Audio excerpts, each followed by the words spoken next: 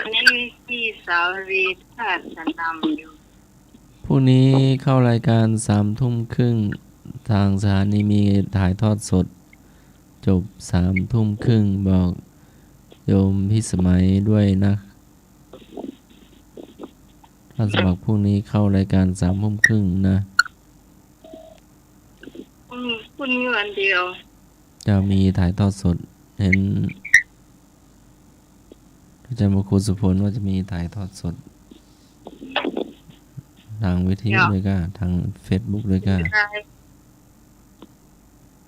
เนาะมารู้รายการเดียวกันหรือเปล่าเดี๋ยวก็รอรับฟังรับชมนู่นเนาะ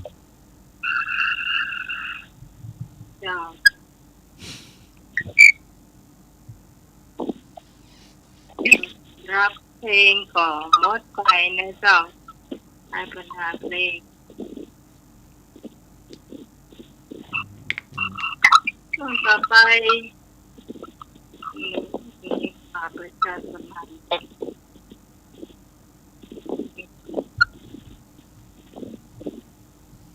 ปีก่อนท่านสมัครข้าวประชาสัมพันธ์เนี่ยเดี๋ยวหาก่อนนะข่าวประชาสัมพันธ์จากวัดพุทธาโดยสังเกตเสาร์นี้เป็นประเด็นพระราชทานเนาะตรงนี้จะต่อกี่โมงก็ลืมถามนะเจ้าแต่นี่คนเช่าบ้างก่อนสายในเจ้ารายงานจำ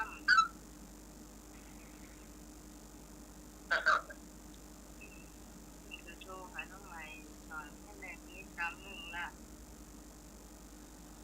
ก็เจ้าเบาๆหน่อยเบาๆหน่อย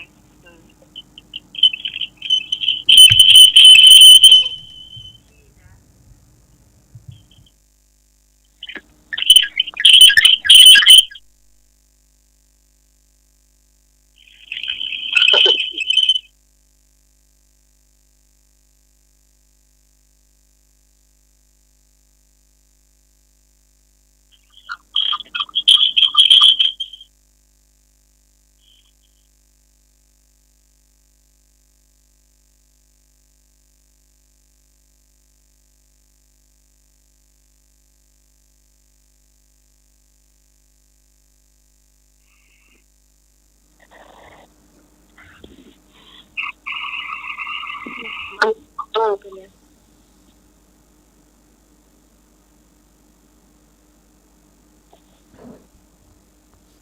ฮัลโหลมาได้เลยเสียงวีดหายไปแล้วพี่วางไปแล้วอ่ะกฐินวัดป่าแดงมหาวิหารก็วันที่17 พฤศจิกายน2564 เวลา 9:09 น.กฐินวัดป่าแดงมหาวิหารวันนี้ก็วันที่6นาฬิกา9 นาทีวันที่6วันเสาร์เดือนพฤศจิกายน2564ก็กฐินวัดสวนดอกพระอารามหลวงวันนี้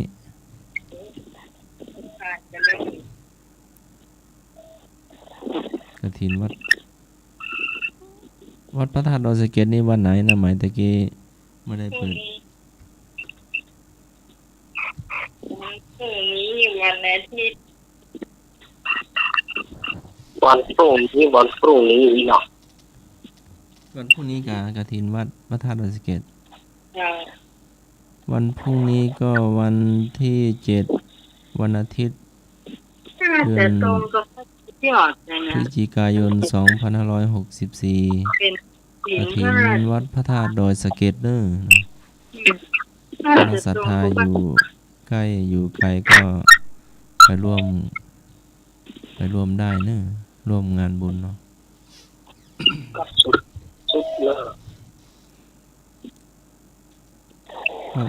ช่วงนี้เป็นงานกฐินเนาะช่วงนี้งานนักกฐินนักเจ้าก็ติด คง เล่นเจ้าหน่อยนี่หน่อย mà tao ơn chị chết mà cho ai tụi có đó phi vậy màได้nghìn tao ơnฟัง ฮะใครไม่ได้ยิน วิทยุ พี่ยุ่ไม่ได้ยินไว้ใจก็ท่านสมัคร ก็ไว้จู้ไม่เลยนะ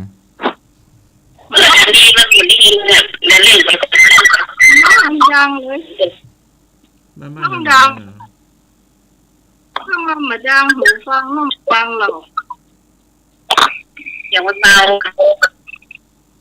ก็เร่งสุดแล้วนะแม่เร่งไว้เร่งได้ยินก่อนแม่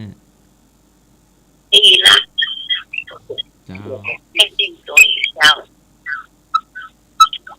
แม่ลองฟังเหรอ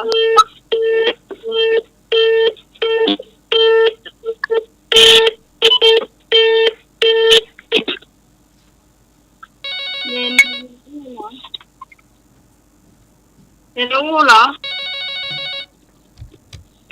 เรียนรู้เหรอ ว่าจะได้ แต่ละปีดังชัดแจ๋วเลยเด้อ อ่าน ดังเฮดังชัดแจ๋วเลยวิทยุก็ดังโทรศัพท์ก็ดังเสียงชัดหมดเลย ของน้องเนี่ยถ้ามันเหมือนดังเนี่ยมันจะมาเข้าหูฟังเลยนะ อืมอันนี้ไอ้ลำโพงน่ะบลูทูธน่ะก็ต้องเปิดนี่นะครับ อันนี้ขนาดรีลงนั่นน่ะเนี่ยเสียงดัง นั่นน่าจะเกี่ยวกับวิทยุแม่บุญ แม่นเพื่อนเพิ่นอาจจะหับมาได้ ดังเลยที่ มัน น้อง มัน ดัง ศูนย์กันขนาดเลยอ่ะ มันจะศูนย์กันขนาดเลยอะถ้าเป็นวิทยุเครื่องน้อยนะอันนี้วิทยุเครื่องใหญ่นี่ไม่ได้หรอกมันเลยดังดีอ่ะ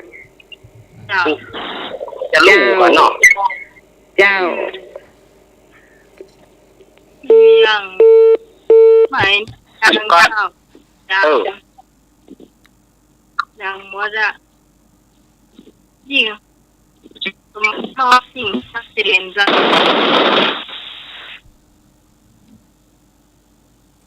เป็นสังรบกวนดี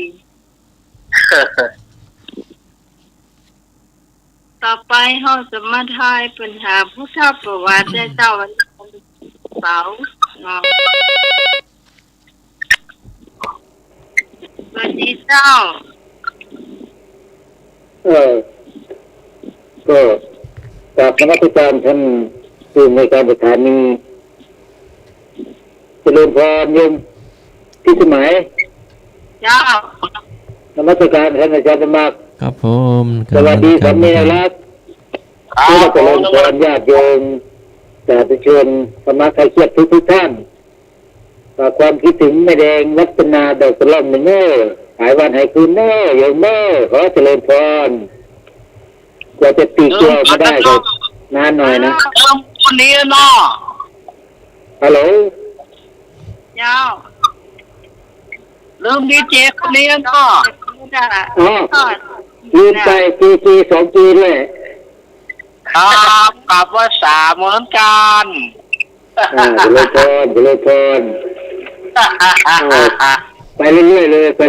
ย วันนี้ก็ฉุกละหุกนิดหน่อยเช้าติดต่อกับอาจารย์สมัครได้นิดนึงต้องไปหาสถานที่ให้เขานอนอยู่เราเจริญพรโยมพรประเจ้าด้วยโยมไม่เบื่อการก้อมทำคะแนนดีๆนะขอเจริญพรทุกๆคน ครับผม เรื่องปัจจุบันประชาสัมพันธ์งานกฐินเจ็ดกรรม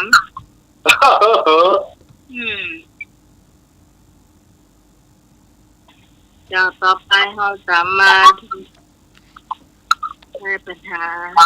เจ้าพุทธประวัติและเจ้า วิชาพุทธประวัติ ธรรมศึกษาชั้นโทระดับมัธยมศึกษา ข้อที่ 9 ถามว่า พระอุบาลีออกบวชในคราวเดียวกันกับเจ้าสักกยะพระองค์ใด พระอุบาลีออกบวชในคราวเดียวกันกับพระเจ้าสักกยะพระองค์ใด กโกริตะ ขออุปาติสสะ คอปิปะภาลิ งออานันทะ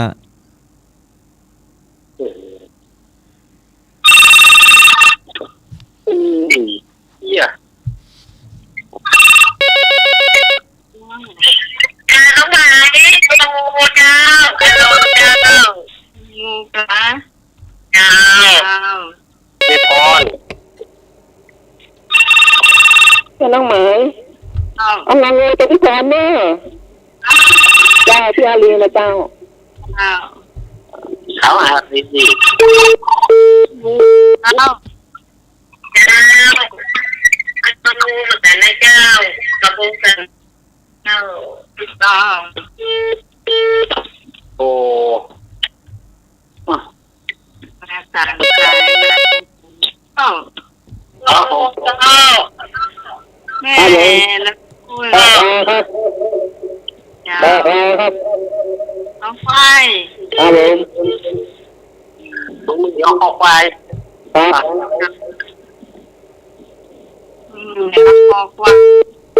นะเอาหมดจ้ะ เอาหน้างองูมดเอาเจเจเอาอย่างเจเจฮะเอาเจเจเอาอย่างว่าไปงองู งงเจ้าแล้วก็ตีเจ้า ให้เก็บที่เขาเราแม่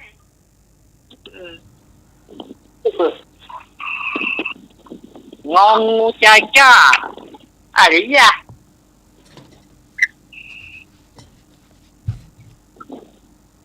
งองูใจกล้าขอโทษงู ให้หนุ่ยคนเดียว ลูกกันโอ้โหโอ้โห เจ้าตอบเจ้า ตอบเลยตอบเลยตอบเลย เป็นอย่าง เอา วางละถ้าเปล่าตอบไม่เอาจะวางเลย ตอบเก๋าเสียดายเวลาเสียดายเวลาเสียดายเวลาของพี่โยมอ่ะตาโทรมาเนาะ ตอบไปคำเดียวมันก็เลี้ยวแล้วนี่เสียดายโอกาสที่ ไอ้เอ๋วะ คนอื่นเพิ่นยังโทรมาได้อ่ะคนอื่นเพิ่นให้โทรอ่ะบางทีโทรยังมาได้เลยโยมเฮ้ยมาเนอะบอกให้ว่านะว่ะเอาบอกว่าก็ควรดีว่านี่แล้วแหละจะเลยอันนิมนต์ครับผมคนรักเดี๋ยวเพื่อนท่านสมัครเฉลยก่อนสิเจ๊พระอุบาลีออกบวชในคราวเดียวกันกับเจ้าสักกยะพระองค์ อานันทะ งองูอุ้ย เนาะ งองู พระอานันทะพระอุบาลีออกบวชในคราวเดียวกันกับเจ้าสักกยะพระอานันทะ พี่คน2 คะแนนเจ้า ไม่พอได้ต่อ คะแนน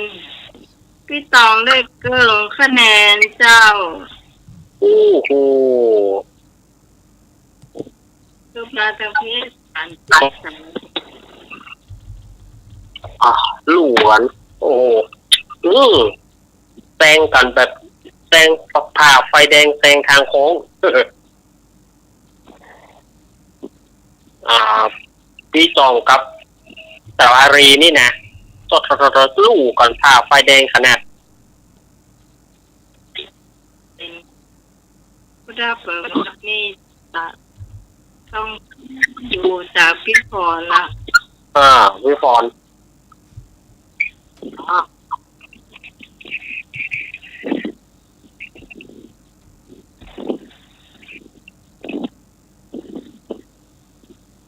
เจ้าข้อต่อไป สักยกุมารได้สักยกุมารให้อุบาลีบวชก่อนเพราะต้องการลดสิ่งใดสักยกุมารให้อุบาลีบวชก่อนเพราะต้องการลดสิ่งใด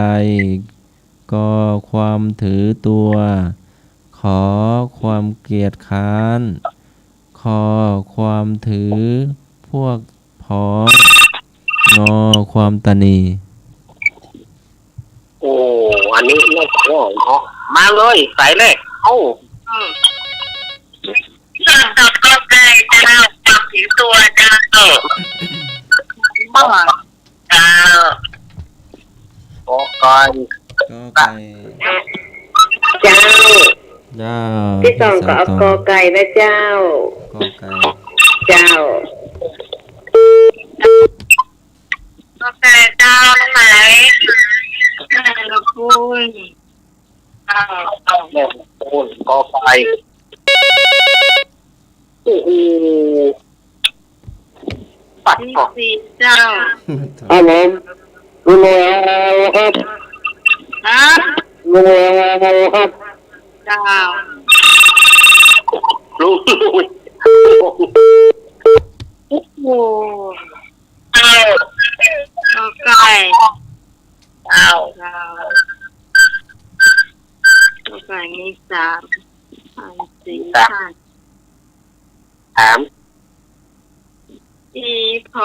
รพี่ตองแม่ละปูนคนที่3อ่ะ โอ้โห พ่อตะเพี3 4ท่อนนั่นนะ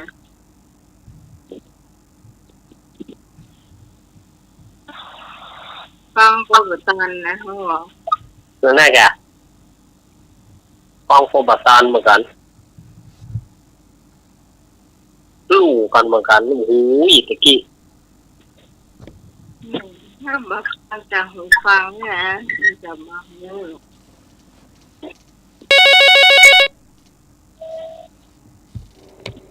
เริ่มพอ เจ้า หมาย เจ้า หมาย เจ้า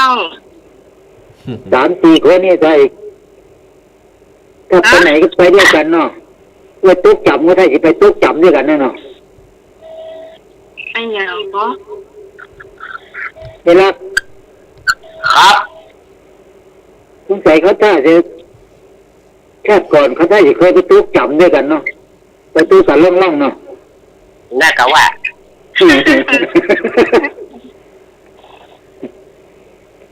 ใช่ตุ๊กจับด้วยกันก็ อ๋อเดี๋ยวเขานึกได้อยู่ยังนะ อืม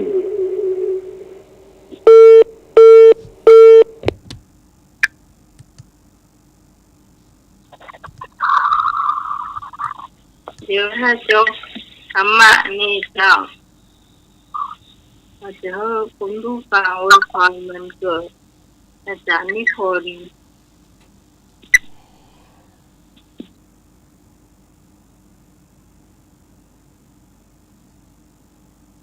นี่เห็นก็มีแล้วก็นอนไปเลยนอน เจ้าสักยกุมารให้อุบาลีบวชก่อนเพราะต้องการลดความถือตัวกอไก่สักยกุมารให้อุบาลีบวชก่อนเพราะต้องการลดความถือตัวกอไก่ถูกเด้อ พี่พรได้2 คะแนนแล้วก็ พี่ทอง พี่ตองเหรอ ครับ เอาพี่ตองมาจะพูดหน่อย ครับ พูดเจ้าพี่ตองได้1 คะแนนแม่ละปูนเจ้า ได้เกิด คะแนนเจ้าแม่ละปูนได้หลายเกินเลยเนาะฟังเพลงมานะ โอ้มาก มาปอกันได้แล้วแกได้เต็มแล้วเอามาปอกันน่ะ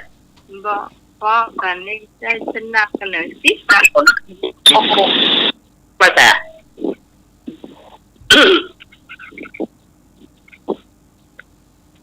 ข้อต่อไป ในข่าวปฐมสังขายนาพระอุบาลีวิสัสนาเรื่องอะไรกพระวินัยขอพระสูตรคพระอภิธรรมงถูกทุกข้อในข่าวปฐมสังขายนาพระอุบาลีวิสัสนาเรื่องอะไร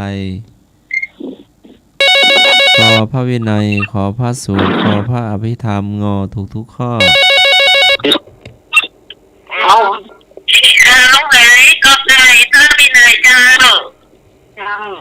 พอ เจ้าที่สองนะเจ้า เจ้า ที่สองเอางองูเจ้า เจ้า เจ้า เจ้าพี่ตงงง เจ้า เจ้าไหม เจ้า เอาแปลกๆไปก่อนเนอะ แน่ใจเหรอ เอ๊ะ แน่ใจเหรอแน่ใจแน่ใจนะเกึ่งได้เกึ่งจ้ะ ครับเสียงดวงเอาอย่างเสียงดวงไปเลย เดี๋ยวไปเลยเนาะ เจ้าเสียงไปเลยได้จังหวัด เจ้า เอาข้างมันเจ้า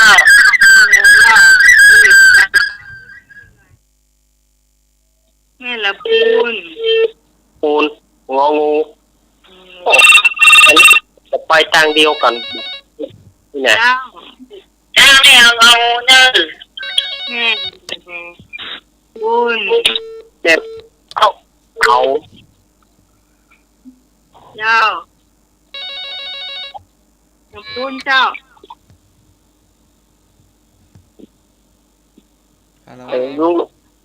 ลุยงองู งองู เอาล่ะเอาล่ะ เจ้า เอาต่อไปเอาเจ้าเอาเจ้า ยังยายอยู่ประเด็นอ๋อได้เดนนี่ได้นี่ถ้าซ้ายมาปั้งขวาบอกมา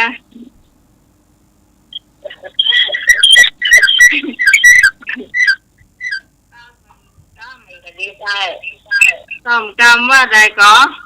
เอาต่อไก่ดีกว่าเจ้า ไก่เนาะ เจ้า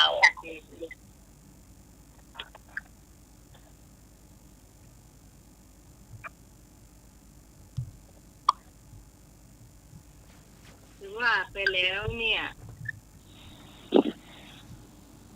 ถ้ามหากัสปะเนาะคนสังคายนาเรื่องอย่างมันก็มีหมดทุกอย่างเจ้าพระธรรมพระวินัยพระสูตรมันอยู่ในทั้งหมดอ่ะถ้าจะฮือตีตอบเสียตอบงองูนี่ตอบข้อไหนอ่ะเล่น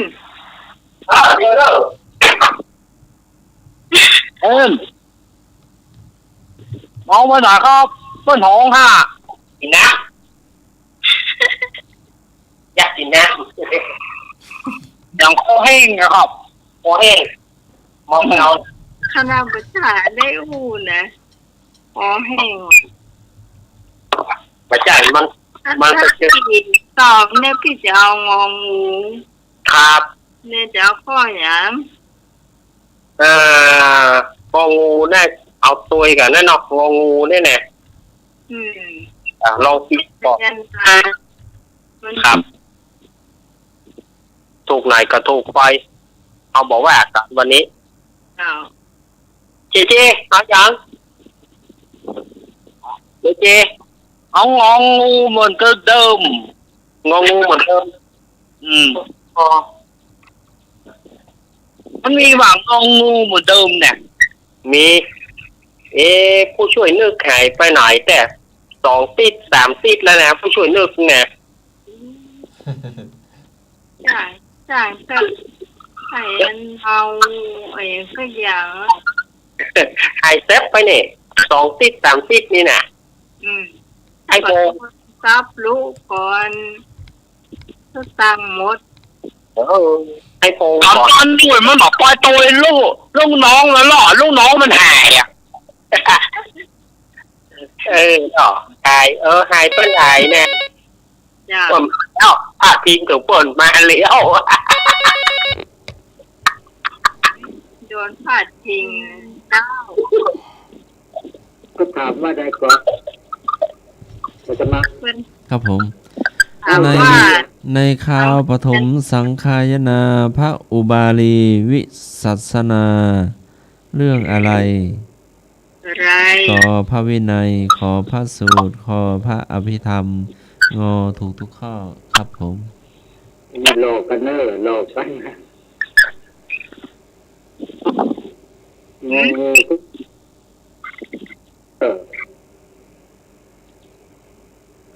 ยังไม่ได้เฉลย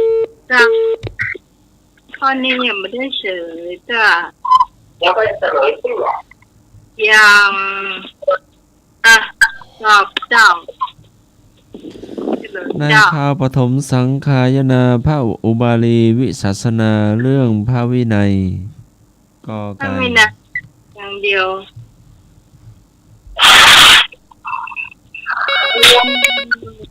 เดี๋ยวก่อนเนอะจะตอบน้องพ่อไหมเดี๋ยวก่อนพี่พรพี่สารี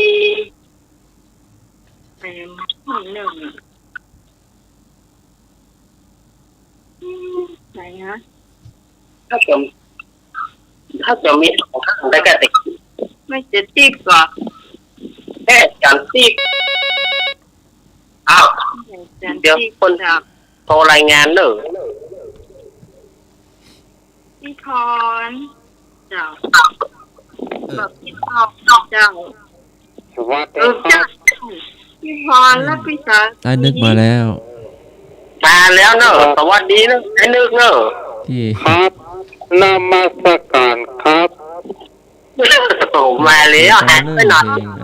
เอาลูกหลานโทร ผ เล ม ย ฟังอยู่ครับ ผมจะฟังเพลงวอลเลย์บอลโทฟังเพลง ขอ เป็น เพลง ที่ หยัง กับขอเพลงท่านสมัคร ขอเพลงอย่าง ครับโหนากา หวานเพชรวงทอง เพลงแรกอ่ะเพลง ครับ เอาแหวนเพชรวงทองตะกี้อ่ะ เพลงแรก ครับ ฮักคำน้ำเหมืองตะกี้นะ ฮักเท่าคอวิญา ข้ามไปพุ่นอ่ะฝั่งลาว ว่าแต่เฮ้อกำนันหน่วยไปตัวมาหาย เราจะเข้ามาเฉลยคะแนนกันเนาะ ครับครับ ผมไม่ตอบเจ้า สารีได้1 คะแนนเจ้าไม่เกินคะแนนเจ้า ครับผม อันนี้เนาะโอเคละเจ้า ไอ้ที่เกินไปน้ำไหล เกินแม่เจนที่ กะทิเจ้า เจ้า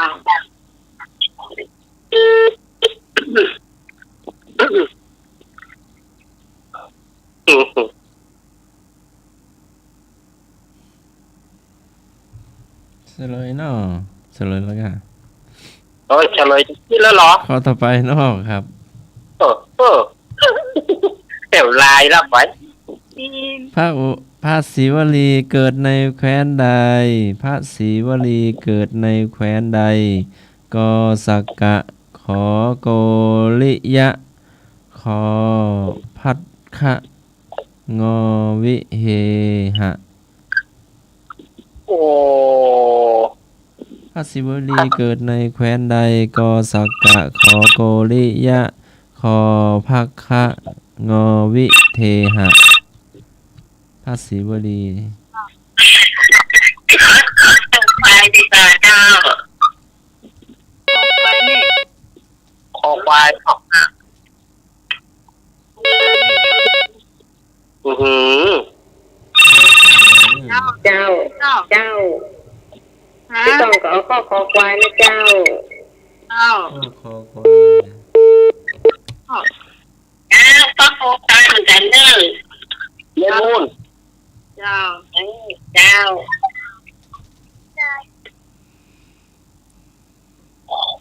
คอควายโอ้โหคอควายมา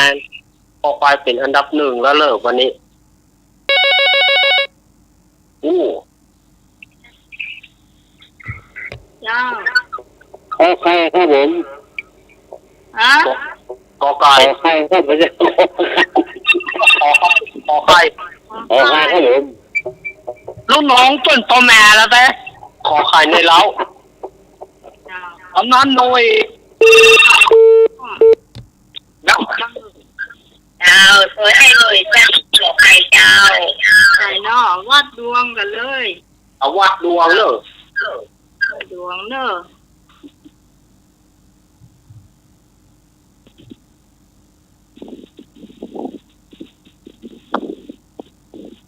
ก็ยังไม่รู้เลยว่าเกิดในตระกูลไหนเนี่ยศิวลีเนี่ยศิวลีนี่มีรูปร่างหน้าตาเป็น ดีไปทางลาบทางโชค โชคลาภนะ โชคลาภทิวรีมหาเทโร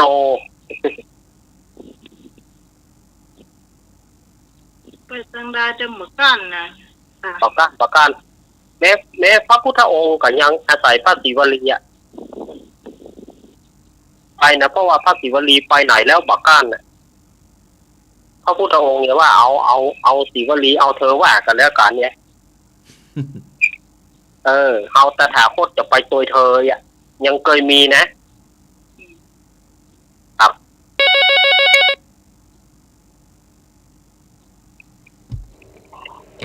นี่เจ้า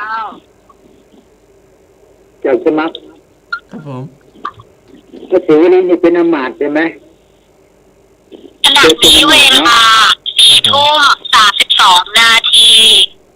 ป้าถกเลี้ยวใจแก ครับ ไม่ ผ ใช่ ม ถามเวลาแล้วว่ากี่นาที ไอ้เปิดหมูเจ้าทำไม เด็กเลยค่ะ เป็นอมาตย์นะเนาะ ครับผมเดี๋ยวดู เสร็จเลยเสร็จเลยเจ้า พระศิวลีเกิดในแคว้นโกริยะ พระศิวลีเป็นเจ้าชายในโกริยวงศ์ออกบวชในสำนักพระศิวลี บุตรบรรลุพระอรหันต์ในขณะที่ปรงเกศานั่นเองและหลังจากผนวดแล้วท่านเป็นผู้มีลาภสักการะมากด้วยกุศลกรรมที่ท่านทำมาแต่อดีตด้วยเหตุที่ท่านได้รับยกย่องจากพระพุทธเจ้าให้เป็นเอตทัคคะผู้เลิศในทางผู้มีลาภมาก พระนามเดิมศรีวลีกุมารเจ้าชายศรีวลีพระมารดาพระนางสุปปาวาสาสถานที่ประสูติกรุงโกริยะเอตทัคคะผู้มีลาภมาก ไอ้ชูเสร็จเลย ข้อกอไก่โกริยะพระศิวลีเกิดในแคว้นโกริยะ อ้าวว่ามีไปได้สักคน ไม่มีสักคนเนี่ย ต่อไป มันมีไปทุก คำถามสุดท้ายเนาะหรือว่าเอาไว้พรุ่งนี้ แล้วก็ ก็รอสายนี้ก่อนเนาะเจ้า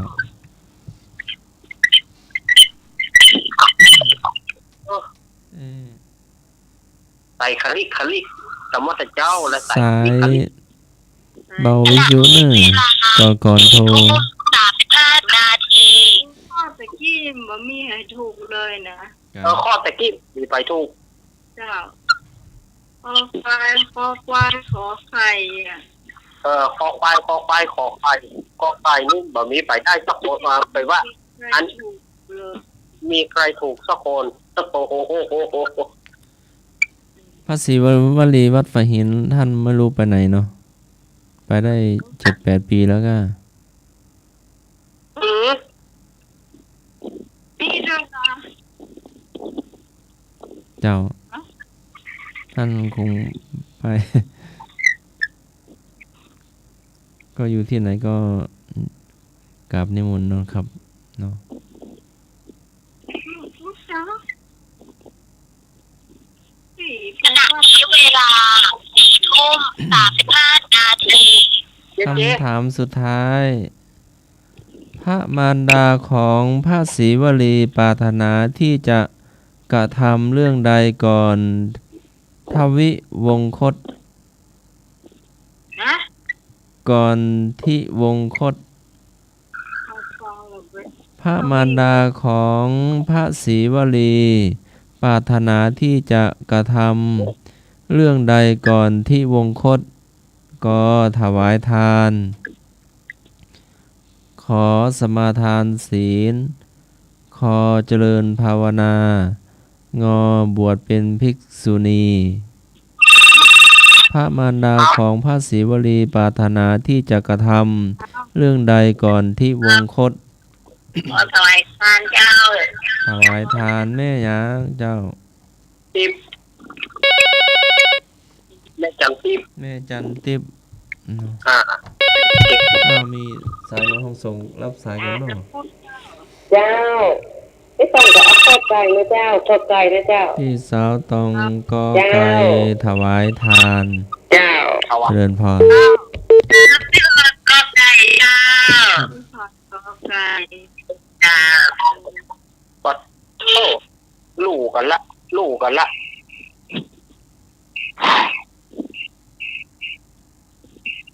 โอเคถวายทานนี่เนาะ หนุ่มเจเจตอบได้เด้อถูกผิดบ่เป็นหยัง เจ๊เขาแม่ เดี๋ยว ฮะ งอมเดี๋ยวใครหลับเดี๋ยว เอาหอยก็ได้ ขอใครก็ได้ขอใครสมาทานศีลเนาะ ไปในรับเปลือกปุ๊ก ขอใครนี่สมาทานศีลงองูเจ้างองูบวชเป็นภิกษุณีคอควายเจริญภาวนากอไก่ถวายทาน ปดท่อ เอาแบบแนวงานงูเจ้า แม่เดือคุณ เจ้า เจ้าลูกเจ้าเด็กผู้ต้องสวยอ่ะนะดีเจ้า ต้องไหมไม่มันใช่ไหมเนาะ ฮะ ขอควาย เอาอันนั้นเนาะ เจ้ามันใช่เสีย เจ้า เอามา เจ้าลูกเอาไปลูก ครับผม มาครับนะ ลุงหนุ่ย ขอใครตัวเจ๊ครับ ลุงหนุ่ยสมาทานศีล ขอใครอยู่พูดข้างล่างเลย ปัดสองอ่าง ครับ เจ้า แล้วครับไป เจ้า นี่พ่ออะไรของงูอ่ะ ฮะ คือดีของงูใช่ไหม ใช่ เอาข้อนั้นแหละโอ้นิ่มหน่อย นมัสการขอบคุณหลวงตาปัดท่อ เจ้า น้องงูเลย เจ้าง องูใจกล้างูกับปอไก่แข่งกันละ ไอ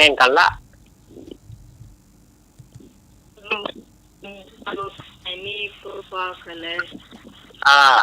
คะแนนปอกันละงองูกอไก่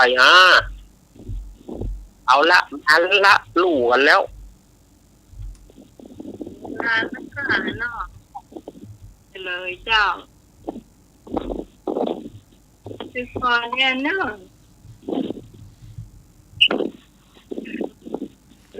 ลมไผ่ดังแต่หลังหวานนะ พระมารดาของพระศรีวลีปรารถนาที่จะกระทำเรื่องใดก่อนที่วงคต คือ ครับ ถวายทาน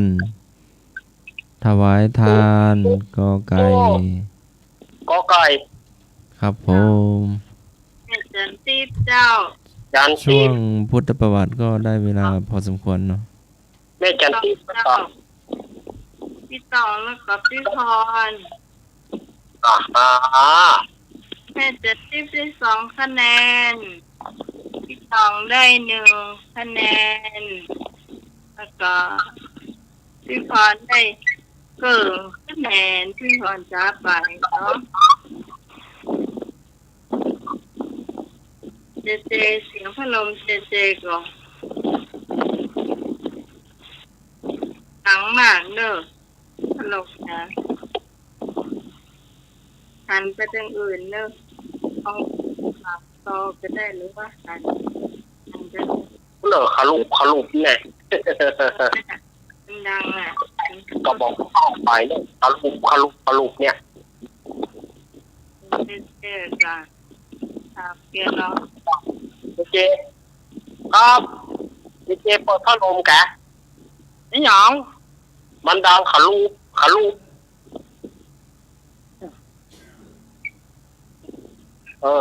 เห็นก่อนมันได้เปิดลูกมันได้เปิดเอามาจากไหนนี่ มาจากไหนนี่นะพัดลมนี่ไหน ดีละ ตัวเข้าพ่นเองเหรอพักใจตาท่อมมาดูเอามาเจ้ามาตาท่อมมันนี่ลูก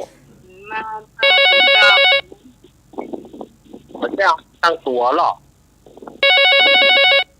มาตั้งตัวเก่านั่นมันจะดัง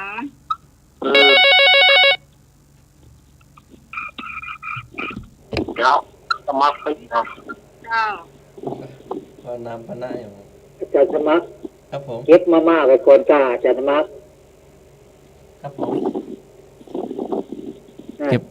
ต้อง มา เคี่ยว ม่า เพื่อมาม่าน่ะน้ำควบผมยี่ที่ยั่ว แฮปปี้เบิร์ดเดย์สารนิพนธ์ ครับ พระโอนเนเจ้า แฮปปี้เดย์หลวงพ่อนิพนธ์มีแต่ความสุขความเจริญนะครับ สาธุ ขอสุขภาพแข็งแรงสมบูรณ์และเป็น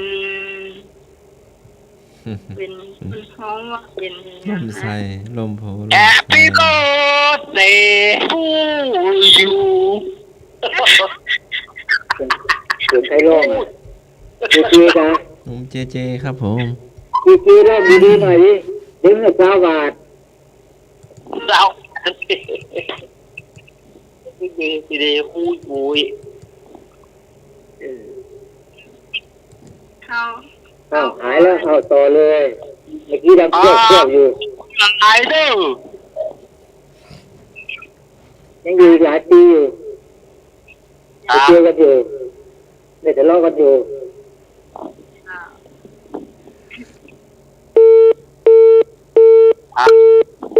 สุขครับผมหลวงพ่อนิพนธ์ เราต้องไปเป็นสามเณรแรกเนาะ สถาปนิกโทรมาเจ้า ครับผม Happy birthday to you ขอให้ท่านมีพลังแข็งแรงสุขภาพแข็งแรงครับ เจ้าไอ้หนุ่ย โอ้วันนี้อวยพรหลวงพ่อนิพนธ์วันนี้มีความสุขความเจริญ หลวงพ่อนิพนธ์มีความสุขเด้อ ขอรวยสวยเนาะ ให้รวย มีเสื้อตังค์จะได้ประฝันพี่น้องเนาะเพราะหอมข้าวสารกันเนาะ หอมพระป่าเฮ้ย หลวงพ่อ เพลงนี้เพลงมันเป็นเพลงของหอยเพลงครับหลวงพ่อรวยอ่ะบอกงูเนอะคนแต่ง คนแต่งหลวงพ่อรวยรวยอย่างหน้าเพลงน่ะมาบอกหลวงพ่อรวยเจ้าต่อไปเป็นสำเด็จเจ้าลักษณ์เต่านิทานอันนี้เรื่องใหม่เนาะครับอันนี้เรื่องใหม่แต่ตัดเป็นตอน2อ๋อเจ้ามาตั้งเล่าไม่ทันเมื่อไหร่ครับเล่าวันติดแล้วเหรอมาแล้ว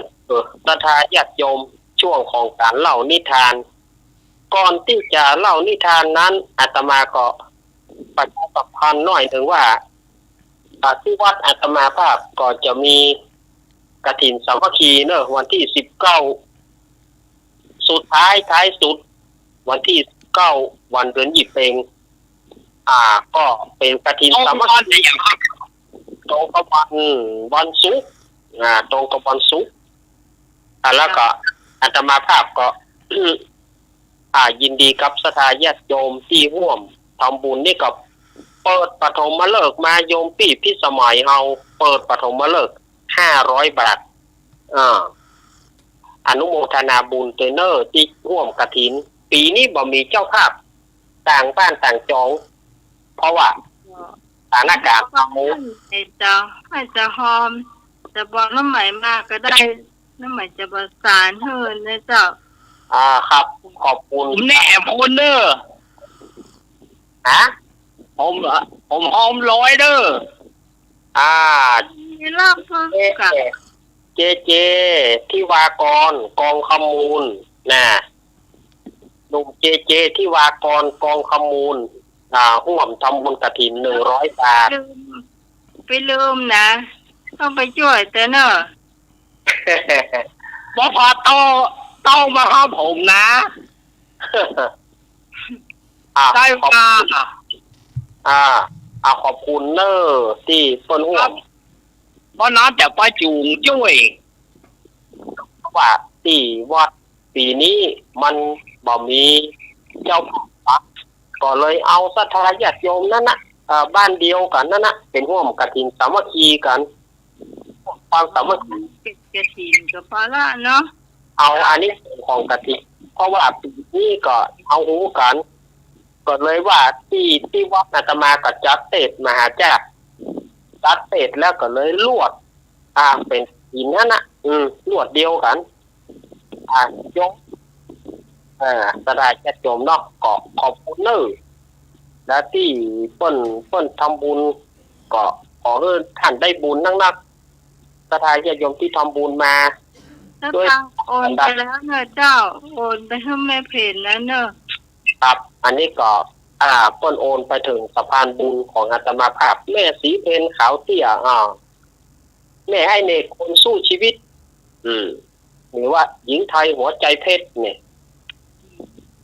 ขอบคุณเนอะขอบคุณอนุโมทนาบุญตัว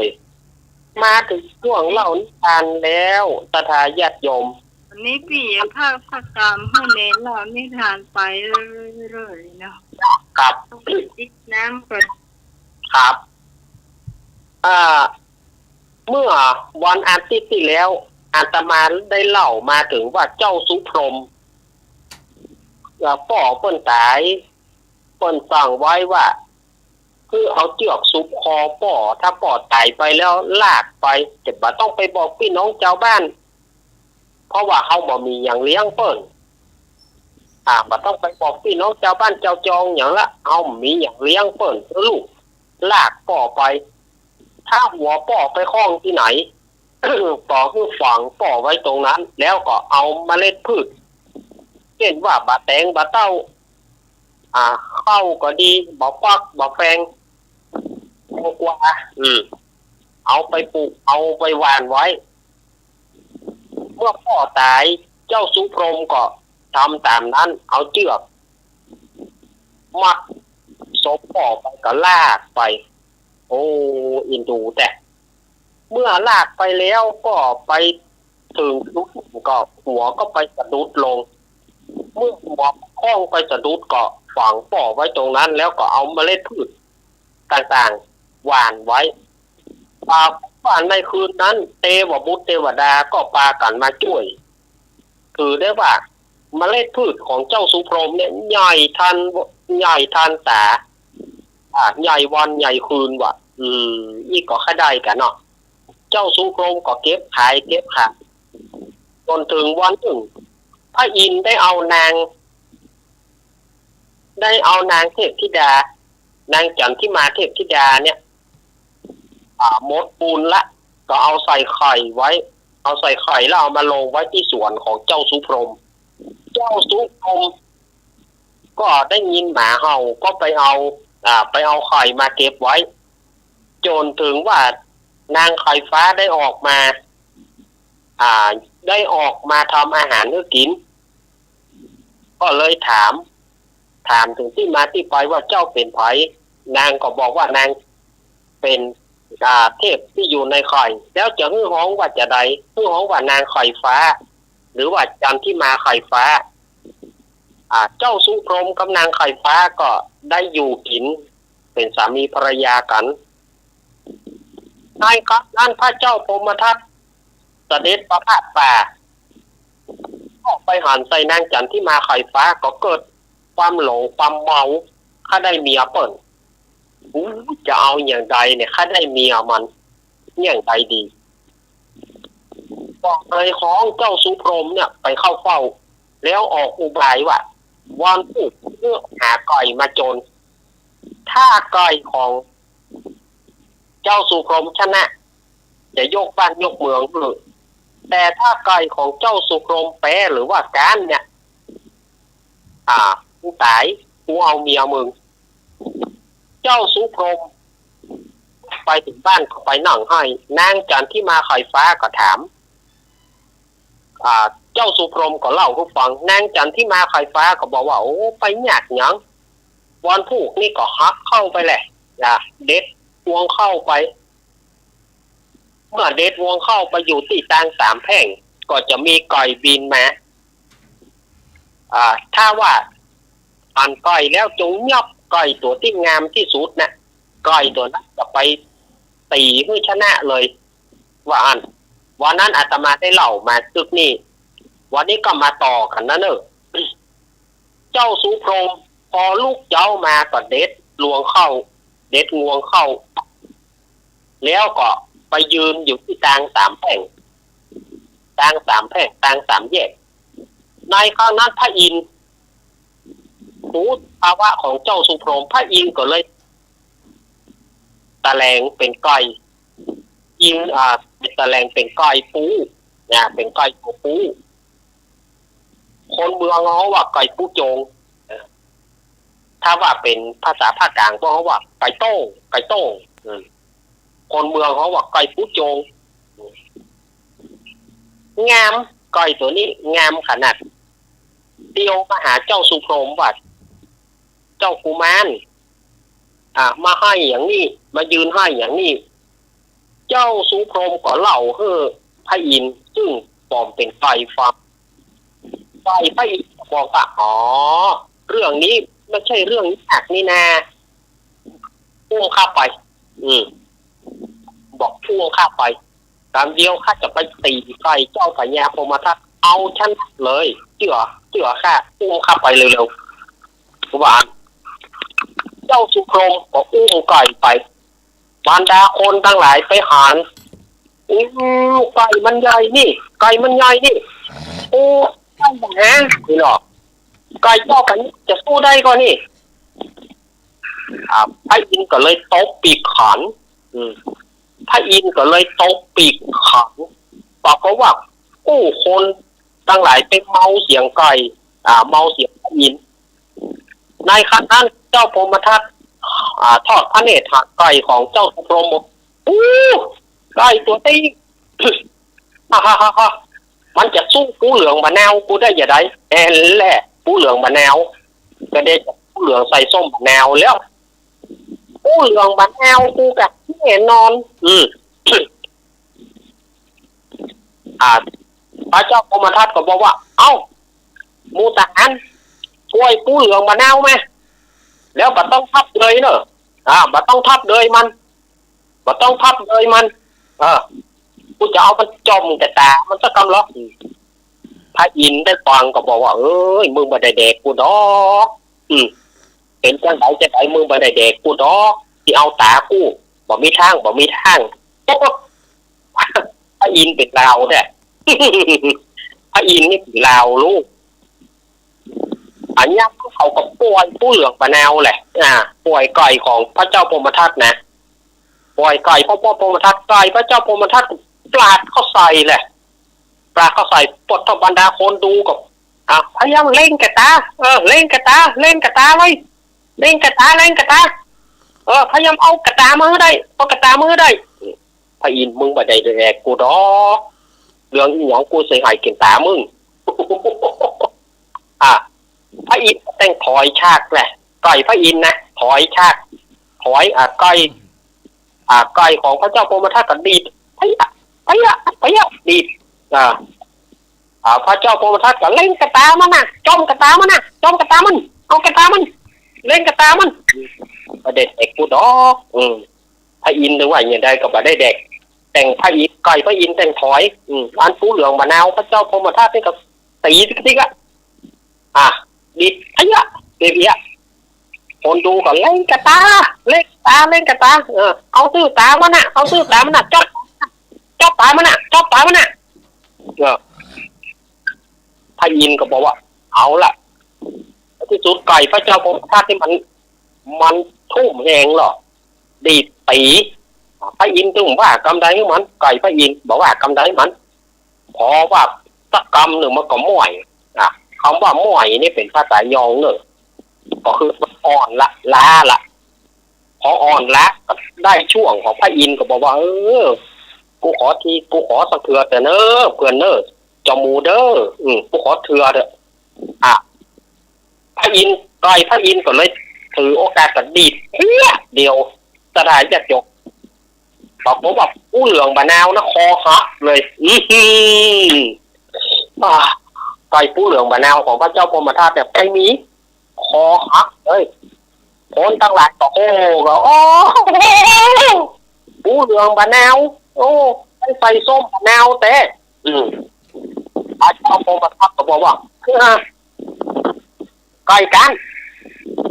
มันบาดานมุ้ยเนี่ยบอมีใจเป็นนักกีฬาเลยพระเจ้าพมทัตนี่บอมีใจเป็นนักกีฬาเลยยอดของตัวชนะของตัวแพ้ก็ไม่ยอมรับไก่กันเจ้ามันบากันนี่วันนี้มึงไปวันนี้ไก่มึงชนะแต่กูบอกมึงเชื่อวันผู้เอาวัวโจรวันผู้เอาวัวมาโจรกับงัวกูถ้างัวมึงฉันจะฮื้อบ้านฮื้อเมืองแต่งัวมึงแพ้หรือว่างัวมึงการเมื่อใดมึงตายกลัวเมียมึงไปได้ละนี่แหละตัวเก่านี่แบบมีใจนักกีฬาเลยพระเจ้าพมทัตนี่นะเจ้าสุโกก็ปุ้งไก่พลิกมาถึงตังที่เก่าก็ปล่อยไก่ก็แวบหายพระอินทร์ก็แวบหายขึ้นไปสู่สวรรค์จักรวดึงเจ้าทุกกรมกับปีกมาด้วยความมดอะไรแต่อย่างปีกมาก็มานั่งห้อยงานพระเอกขี้ห้อยแต่พระเอกขี้ห้อยออกนางจันที่มาไข่ฟ้าก็เลยถามว่าเจ้าปี้เป็นจะได้เอาไก่ไปโจรแล้วไก่การมากะมาได้การไก่ปี้ชนะแล้วเจ้าปี้ให้อย่างกอบเจ้าเหนือหัวเล่นบะซื่อจะเอาดังใจว่าบาเดียวเนี่ยเจ้าปี้เอาไปโจรกับงัวเปิ่นก็ปี้เอางัวที่ไหนมาโจรที่จะเอางัวที่ไหนมาโจรงัวเอาก็พอมีสักตัวน้องเลยนางที่มาไข่ฟ้าก็เลยบอกว่าโอ้เจ้าปี้เอ๋ย ด็อกไปให้น้องอยู่นี่ตึงคนวานผู้เจ้าปีเกี่ยวหญ้าไปไว้แตงเก่านะแล้วจะมีงัวมาเจ้าปีจงมัดงัวแล้วจูงไปโจรกับงัวของเจ้าพญา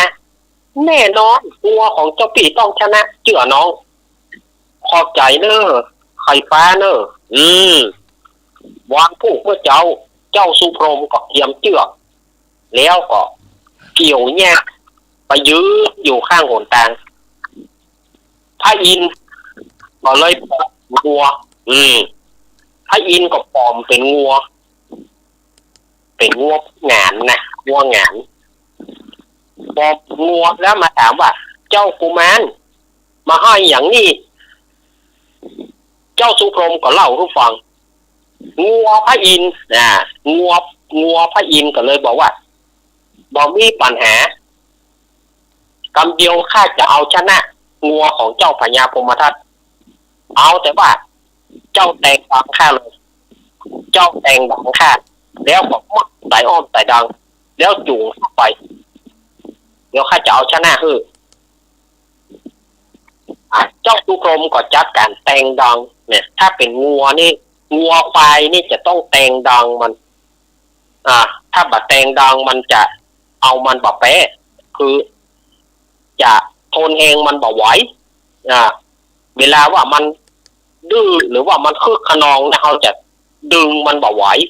เพิ่นก็เลยแต่งดังมันทางบ้านอาจารย์สมัครมีเนาะแต่งจมูกมันครับผมแต่งดังมันแต่งจมูกมัน เจ้าสุพรหมก็แต่งดังแล้วก็มัดสายอ้อม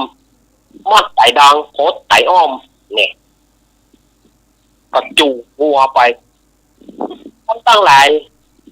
ได้อ่านบอกว่างัวมันใหญ่นี่ลูกงัวมันใหญ่นี่งัวของงั้นพระเจ้าพรหมทัตงัวของเจ้าเหนืองัวจะชนะก็เนาะทีนี้พระเจ้าพรหมทัตทอดพระเนตรหายานโอ้งัวตัวตะอีกำเดียวเจอมืดกาฟ้าทลายโจรกูเนี่ยละจื่องามแต่กำเดียวเจอมืดกาฟ้าทลายโจรกูเนี่ยรู้จื่อว่าเหลือแดกได้นะมืดกาฟ้าทลายโจรนี่นะเอ้ากูทหารเนี่ยพระเจ้าค่ะเนาะปล่อยมืดฟ้าทลายโจรกูมาอีโลเขากับปล่อยมืดกาฟ้าทลายโจรน่ะปล่อยงัวของพระเจ้าพรหมทัตน่ะออกจากซองพอปล่อยออกมาเขาก็เอาปิ่นเอาปิ่นให้กินเอาเหล้าให้กินคือมันคือมันเมาเอาเหล้าให้กินเอาปิ่นให้กินปัดงัวไอ้มืดกาฟ้าทลายโจรของพระเจ้าพรหมทัตกับมันบรรลือสีหน้าของมันนั่นหรอมันส่งเสียงคำโลนคำรามถ้าเป็นงัวผู้งานนี่นะสถาญาติโยมงัวผู้งานนี่ถ้ามันคึกนี่มันส่งเสียงฮ้องกันหรอเพราะว่ามันฮ้องหาผู้โจรนี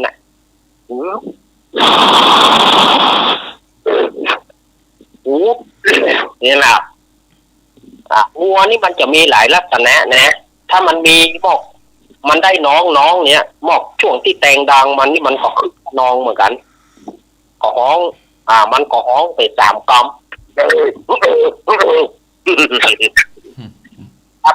ถ้าเป็นงัวงานถ้าเป็นงัวใหญ่นี่แหละพระอินทร์กับปล่อยมึงโอฮั่นปล่อยมึงโอกระเดียวมึงโอเนี่ยกระเดียวมึงโอเนี่ยพระอินทร์บอกเป็นงัวแม่มันฮ้องอย่างไรงัวนี่มันก็ฮ้องตามของมันแต่ถ้าเป็นงัวปูนี่มันกับตรงมันคึกงัวปูนี่มันแก่บางทีบืดดังเป็นงัวแม่มันฮ้องอย่างไรงัวแม่มันของทำจับนี่แหละถ้าเป็นงัวน้อยมันร้องไงครับงัวน้อยงัวเท่าเหรองัวเท่ามันมีฮ้องแบบมันฮ้องเสียงมันแบบเองละโก ป่งคอใส่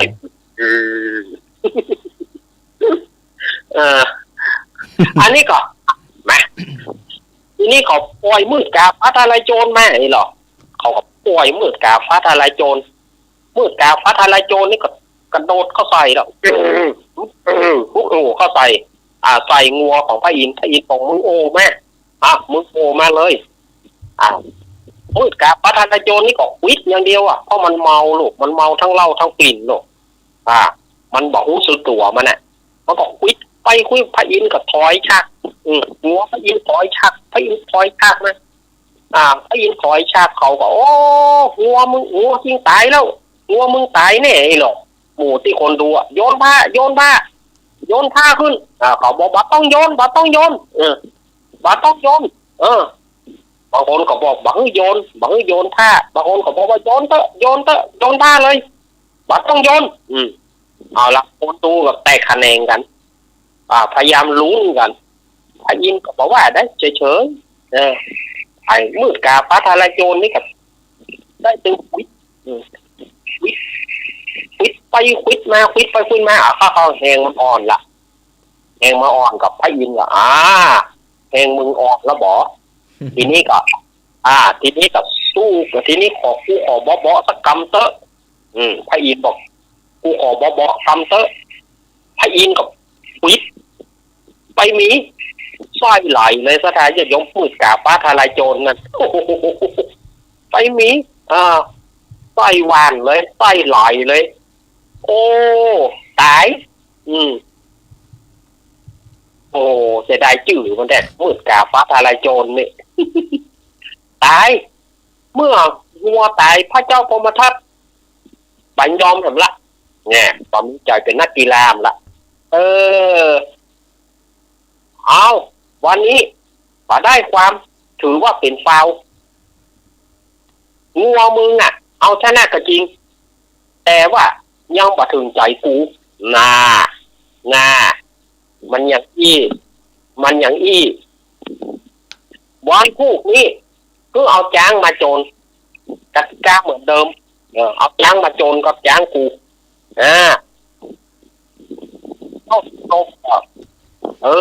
บ่ได้หยำละพระเจ้าพรหมทัตเล่นบ่ซื่อละจูงงัวไปอยู่ที่เก่ากับเตเชือกแก้เชือกออกเมื่อแก้เชือกออกงัวกับหอกเวทขึ้นไปสู่สวงสวรรค์จันทวดึงก็คือพระอินทร์เจ้าสุโครมกับเตียวมาด้วยท่าทางที่บอกเสื่องซึมเงาหงอยปีกมากับกอดเข่านั่งให้แต่เมาะ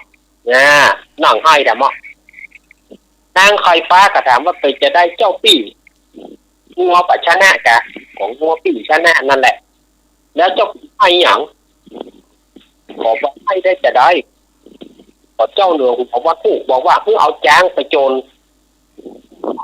มันไปโจรกับจ้างเปิ่นแล้วปี่จะเอาจ้างที่ไหนมาเล่าปี่จะเอาจ้างที่ไหนไปโจรเปิ่นเล่าเอาตุ๊กบอกเป็นตุ๊กเนี่ยนางจันที่มาไข่ฟ้าก็เลยบอกว่าเจ้าปี่ต้องให้วันถูกเอาอ้อยไปวางไว้ที่หนทางเดิมนั่นนะแล้วจะมีจ้างมากินอ้อยเจ้าสุพรหมทำตามเจ้าสุพรหมก็ทำตามแล้วก็เอาอ้อยไปไว้ทีนี้ก็พระอินทร์ก็มาปลอมเป็นจ้างตัวนี้สูง9 ศอกสถานจะโดนสูงขนาดนั้นบอกสูง9 ศอกก็เตียวมาถามว่าเจ้ากุมารมานั่งให้อย่างนี้เจ้าสุโครมก็เล่าให้ฟังอย่างนั้นจ้างพระอินทร์ก็เลยบอกว่าว่าต้องให้กำเดียวข้าจะเอาชนะมันได้ปัดขึ้นขี่ข้าจะปาไปจ้างพระอินทร์จ้างพระอินทร์ก็ปาเจ้าสุพรหมเข้าวังเขาไปหันเข้าใส่เขาก็บอกว่าปวดทู่จ้างนี่สูงแค่สูงว่าสูงถึง9 ศอกก่อน ป้าจะไหววะเนี่ยจ้างของเจ้าเดือหัวจะไหววะป้าเจ้าพรหมทัตบอกไหวจ้างของเฮานี่นะตายชุมพลของเฮานี่ไหวเราชื่อมันหมอแต่ชื่อจ้างของมันพระเจ้าพรหมทัตนี่งามนะทลายชุมพลเนี่ยเอาชนะมาเท่าใดแล้วเอาทหารจัดการเอาปีนให้กินเอาปีนให้กินเอาเหล้าให้กินเล่นโกงเล่นโกงคนนี้เอาวันปีนให้กินเอาเหล้าให้กินเพื่อมันเมามันเลยพระพุทธหารก็จัดการพอได้ช่วงได้จังหวะได้ถึงเวลาแล้วก็เอาปล่อยแม่ปล่อยใครชุมพลกูแม่นี่หรอโอ้ยแต่ได้จื่อปะเด้ปลายชุมพลนี่นะเอาแต่ปลายชุมพลของพระเจ้าพรหมทัตมันเมาแล้วลูกอย่างห้องมาแว่กับสู้เข้ามาโจรใจงาแตงย้ายงาแตงแต่ด้วยเป็นจ้างพระอินทร์จึงแตงบ่เข้าเมื่อแตงบ่เข้าไอชุมพลนี่ก็เมามากกับเอาวงเข้าหวานต้องพระจ้างแตงพระอินทร์ก็บอกแตงได้แตงเลยแตงเลยบ่มีปัญหาพระอินทร์เอาพระอินทร์จะต้องชนะแล้วก็ไปมันแตงได้ตึงแตงได้ตึงเอางวงเข้าหวานพยายามจับจ้างพระอินทร์ฟาดแน่เขาขึ้นมานะเขาคิดมานะจะเอาจ้างพระอินทร์ฟาดพระอินทร์ก็บ้าอย่างมันเอาเลยตามใจมือสักกำหนึ่งเอาละเองบ่มีละเริ่มหลังละพอถอยหลังพระอินทร์กับโถมจ้างพระอินทร์กับโถมทะยานพระอินทร์กับโถมทะยานเขาแตงแหละไปมีไปมีกำเดียวด้านน่ะล้มทั้งยืนเลยจ้างชายชุมพลนั่นล้มทั้งยืนก็ได้ญาติโยมเฮ้ยพระเจ้าพรหมทัตก็บอกว่าลูกแม่ลูกมาสู้กับมันบอกว่าจ้างชายชุมพลเนี่ยลูกขึ้นมาแล้วไหวได้กันโล่นไหวได้กันโล่นพอโล่นไปก็เฮ้ยพยายามยับมาต่อยกับปากกาไปยับจะไปยับอย่างจ้างเมาเนาะแล้วมันกลัวตายเขาก็ตบมือเจ้าสุพรหมบอกว่าชนะแล้วตามมือพระเจ้าพรหมทัตโคตรอย่างนักแหละบอกกูนี่เสียงหูมันแต่ว่ามาเป็นยังมึงปิกไปก่อนแล้วกูจะคิดหาวิธีว่าจะยกบ้านยกเมืองของมึงเมื่อใดมึงปิกไปใจลูกก็ใจลูกเนาะบัดใจลูกก็ใจลูกพระเจ้าพรหมทัตนี่ใครว่าจะตายทีนี้พระเจ้าพรหมทัตกับมันกึดทางแผนนี่อย่างจะได้เมียมันถ้าได้เมียมันจะทำอย่างไรเนาะถ้าได้เมียมันก็เลยออกอุบายกึดอุบายได้สักกลินดาวร้ายนะพระเจ้าพรหมทัตนี่นะเนาะสักกลินดาวร้ายแต่ละ มากึดถึงว่าวางแผนกึดออกแล้วกึดออกแล้วเขาจะใจมันไปเอาดอกบัวที่เมืองพญานาคมันซึ่งว่ามีปัญญาจะปิกมาเขาจะฮึกกำหนดมัน3 ปีมันบอกปิกมากับเมียมันก็เป็นของเขาเพราะว่ามันจะเอาปัญญาที่ไหนไปลงไปเอาดอกบัวที่เมืองพญานาคมีทางโนเวสวรรค์เวอร์มีทางที่มันจะปิกคืนมาได้หรอกได้แล้ววางแผนได้แล้ว พระเจ้าพรหมทัตนี่ก็เลยใจทหารไปห้องไอ้ตัวนั่นมาเขาก็ไปห้องเจ้าสุโขมว่าเจ้าเหนือหัวคือเข้าเฝ้าเจ้าสุโขมก็ไปเข้าเฝ้านี่นะข้าขอขอบใจเจ้าที่เจ้าเอาชนะไก่เอาชนะงัวเอาชนะช้างเจ้ามีชัยชนะข้าถือว่าเจ้าเป็นผู้มีบุญแน่แต่งอู้ดีเหรอข้าถือว่าเจ้ามีบุญประเดี๋ยวนี่นะข้าบาสบายข้ามีพยาธิมีพยาธิกระตัวข้าบาสบายประเดี๋ยวนี่นะยาทั่วฟ้าเมืองไทยยาทั่วโลกเนี่ยรักษาข้าบ่ได้ทีนี้ข้าก็มากึศใจว่ามันมีหมอบอกให้ข้าว่ามีดอกบัวที่เมืองพญานาค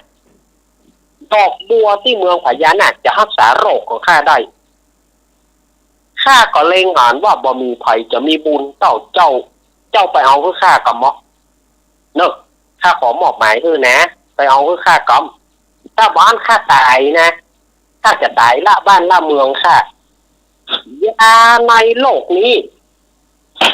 ในโลกมนุษย์เนี่ยจะบ่มีอันอย่างที่จะรักษาข้าได้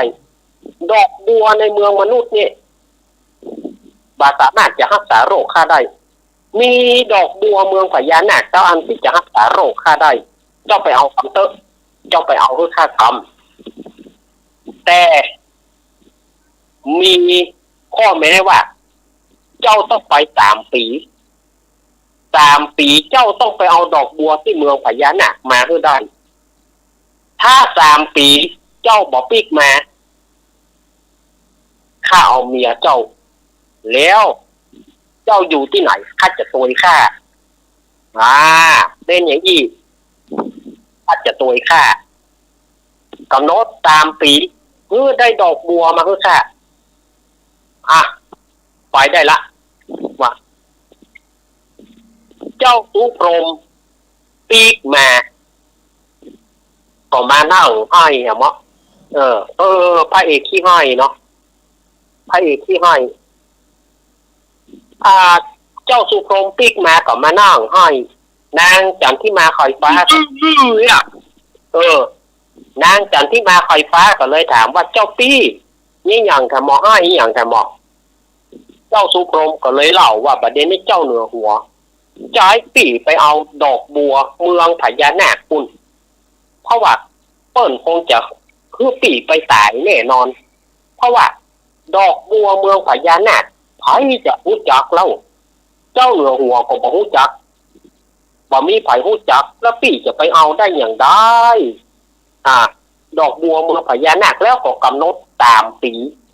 ถ้า3 ปีปีบ่ปิกมามันจะเอาน้องไปเป็นเปิ้นจะเอาน้องไปเป็นเมียเปิ้นแล้วเปิ้นก็จะฆ่าปีตายถึงอย่างใดไฟฟ้าเฮ้ยเนี่ยนางจันที่มาไฟฟ้าก็เลยบอกว่าเจ้าปีดอกบัว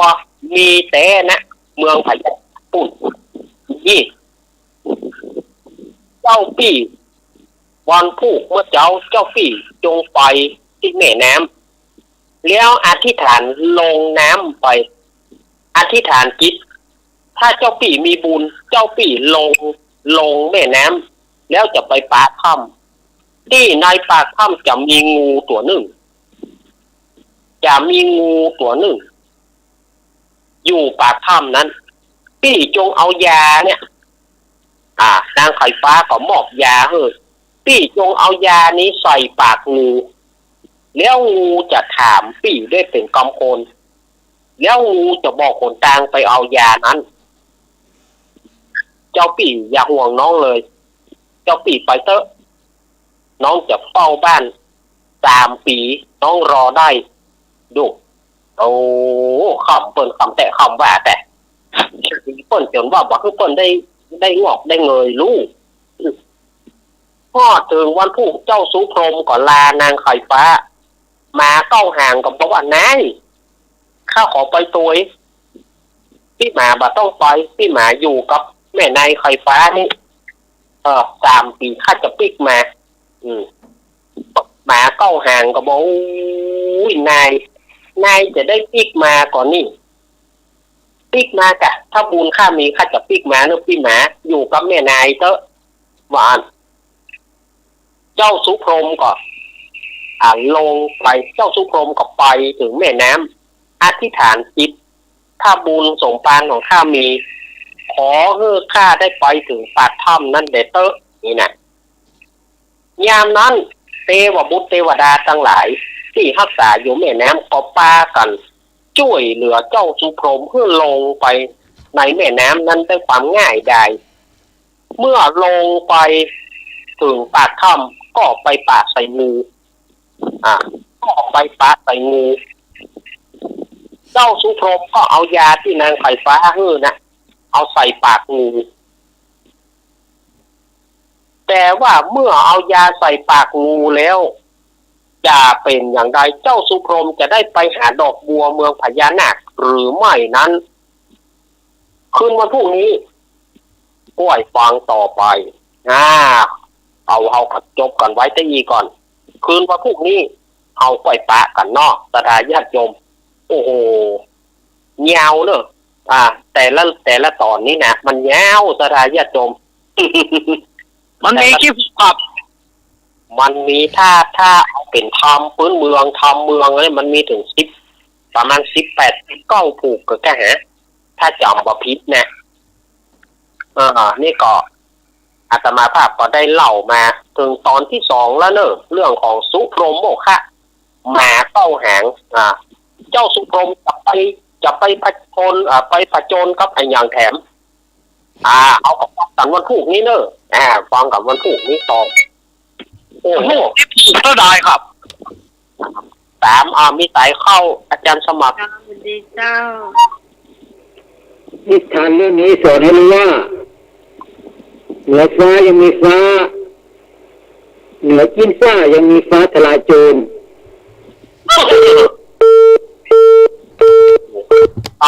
ขอบคุณครับหลวงพ่อนิพนธ์ชอบขอบคุณครับมีไผ่แถมมีไผ่จะโทรมา053-226-058ครับผมลงคุยได้3 ปีนี่น่าเกลือเนาะหน้าว่าช่างสิงไป3 วันพี่ไป3 วันในตายพี่มาเลยก็พักพวก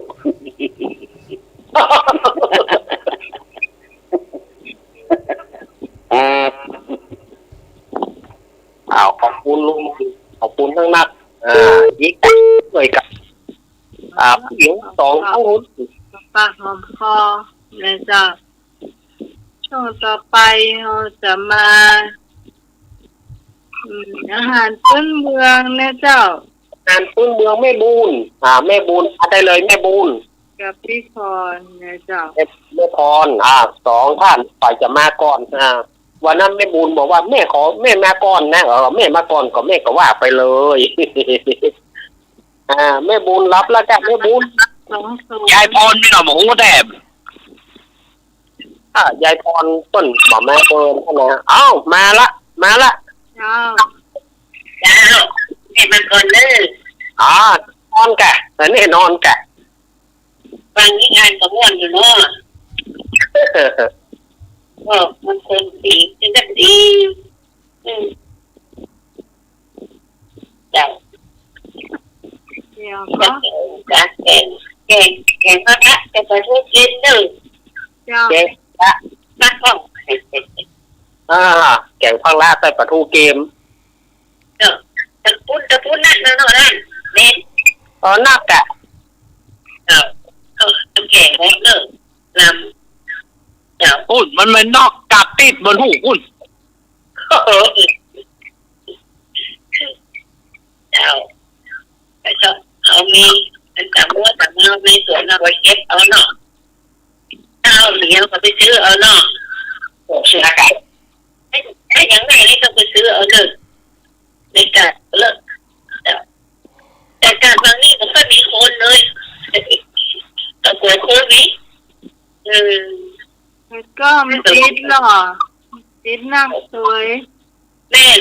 ที่เมือง ส่งกลัวอย่างเดียวส่งกลัวเงินปิด เอ้า ต้องประตูเชียงใหม่กัด กลัวอย่างเดียวว่าล่ะกลัวเงินปิด สุดเงินคลิกอะทุกกาดอะอีกแม่กาดในเมืองทำไมอ่ะ เจ้า เจ้าไม่ยังมาหาเพราะเลยมีนักกันนะจะไปไหนมันก็ได้ลำเดียวอ่ะเจ้าแต่เป็นการที่มาได้อยู่มันก็มีหลายคนอยู่นะในการที่นาผลตรวจละเจ้าเอาระวังตัวเอาเนาะ เจ้า เจ้าชื่อประกาศคือประกาศนะ น้องไปกินนั้นยำผักกาดส้มกันมาเนี่ยยำผักกาดเค็ม โอ้บอกกันก็จะดูก็ กินไม่ได้นะแค่ข้าวดาวแบบ เดี๋ยวฉันรับ ให้เรา ได้กินกาแฟกัน ฮะ ได้กินกาแฟกัน กินอยู่แต่ว่ามันกินน้อยเดียว อ๋อกินกระตึงเจ้า ที่ลูกไปกินนั่นยำผักกาดเค็ม ไม่ใช่โจ๊กเกมเนี่ย ผักเค็มอ่ะ เกมมัน ไป ก็ โค หลั ก บ ไป เลย ขาบไปลำปะท่องไปโคกไปขาบลำปะท่อง แบบไปตัดทุกแบบเนาะเราค่ะเนี่ยเจ้ากินมะตอนนะมันน้องเนี่ยนะเจ้าเอ็ดไปกับไปลำเนาะเจ้าทำจุดแข็งมากว่าดีกว่านะเด็กมาดูเกมตัดดูเกมมาตัดตัวเนี่ยซื้อสักละมาตัด2 มัดที่ปลาสนาย2 มัดนักแรงมือนี่มัดที่ปลาเอาซื้อสักละมาใช้อันแก่ออกใส่นอกเอาการอ่อนเอาไปล้างสวยเรียบร้อยแล้วก็ใส่วางไว้แปะแล้วก็กระฟูเนื้อกระฟูมันก็ได้มันพวกเก็บก็ได้เอามาล้างน้ำให้กันล้างน้ำมันก็คือเก็บตรงนอกมันก็ไม่แตะแล้วก็กินมันเนาะกินจอดเปิดขนาดก็แค่เอาเตรียมไว้หั่นแล้วตอนนั้นที่นี่ก็ที่ขนาดที่แห้งเนาะ เจ้า แล้วก็หอมบัวหอมเทียนกะปิแต่เงินนี่ขาดนะได้เนาะตั้งมาแข่งไว้เลยแข่งเดือดปุ๊บมันตีต่ำเรียบร้อยละเรียบร้อยก็ลงใส่น้ำเดือดไปหน่อยน้ำเดือดก็ได้เนื้อมาน้ำมันจะเหม็นเท้าต้องให้น้ำเดือดจะหอมใส่แล้วก็ใส่ขาออกเลยเป็นแว่นจะจีให้แว่นใส่ตรงนี้ต้มไปนะแล้วก็เอาฝาจิ้มฝาเนี่ยก็ใส่คนน้อยนึงจะแหลมมองถึงมันต้มยังไงใส่เนี่ยปรุงเรียบร้อยปรุงเสร็จปรุงเลือดปรุงเรียบร้อยเอากระดาษนะครับมัดเป็นก็ต้องหัวแม่มือนี่แต่งมันทำมาตัดตอนก็มัดเอา เจ้า น้ำเดือดดีแล้วก็ปรุงเรียบร้อยแล้วผักละเข้าใส่มันคงก็มัดเอ็ดอะไรเอ็ดก็ได้เนาะเอาเอ็ดก็ได้เอ็ดละก็ได้เอ็ดเป็นอย่างก็ได้ใส่ได้หมดอ่ะจะเป็นกินนะ น้องทำเห็ดน้ำปลาก่อนนะ เอ็ดน้ำปลาก็ได้เอ็ดลวกก็ได้เอ็ดอย่างก็ได้ใส่ได้หมดได้เอ็ดลมอ่อนจำลำเจ้าเอ็ดลมเดียวเป็นเอ็ดลมเพาะเอ็ดลมธรรมชาติอ่ะ เจ้า มันเจ้าใส่แบบโป๊ะจะทำเรียบร้อยละยกลงตัวสีมันร้อนเนอะ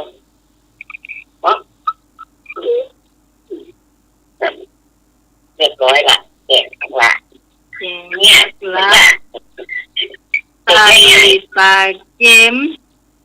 ปลาทูเค็มเจ้าทูเค็มปลาทูมันนั่นเนอะ เจ้า ตัวยังไม่น้อยนั้นมันจะกินแล้วเรากินแต่ ข้อนี้แก้ง่ายๆหมดหรอกนี่เดี๋ยวเจ้าเขาเจอประตูมันเป็นยังไงหน่อยนะเจ้าลำเจ้าทำมันเลยเจ้าเดี๋ยวล่ะนั่นแหละเนาะ ไปอย่างก็เจ้ามีเนอร์ ขอบคุณแม่บุญ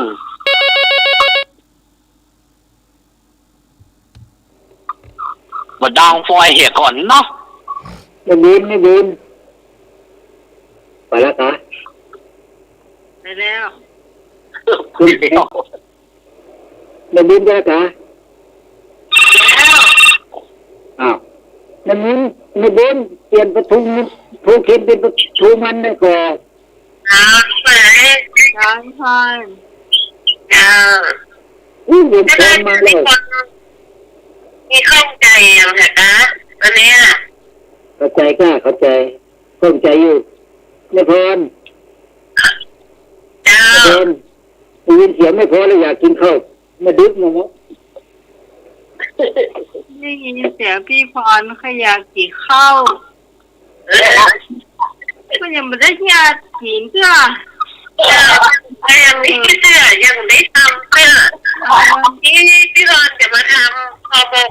ปลานะเจ้าน้องไหมห่อหมกปลา เราเปลี่ยนไปกินข้าวได้ก่อน แต่นี่พรเล่าว่าไปขวางเอาพี่พรมาปุ่นนี่เนาะ เจ้า รุ่มสายกันหลายคน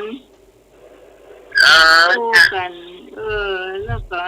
นักว่าไปเอาวันพี่พรมาปุ่นไหน ตอนไปอยู่ก็พี่พรมาสั่งทำคำนึ่งเจ้าตะวาเจ้า ใช่ตอนไม่แรงมะเมื่อคืน แต่ไม่ได้หลายคนหลายคนเลยถ้าคนเดียวเขาอยากกินบ้างเขาหลายคนก็ดีกัน การหลายคนนะน้องเจตานเปิด ถ้าคนเดียวสองคนนี่เขาเรียกว่าดินทากัน คู่กันหลายคนนะแต่นี่โวนกับไอ้หนุ่ยเอาไปกินหมดอ่ะ ก่อนมาเกงแม่พรเกงอะไรแม่พรที่เกงลายวันนี้หอนุ่ง คำนึ่งปลาเจ้า พรนิ่งเลนนี่ก็ หอนุ่งป๋า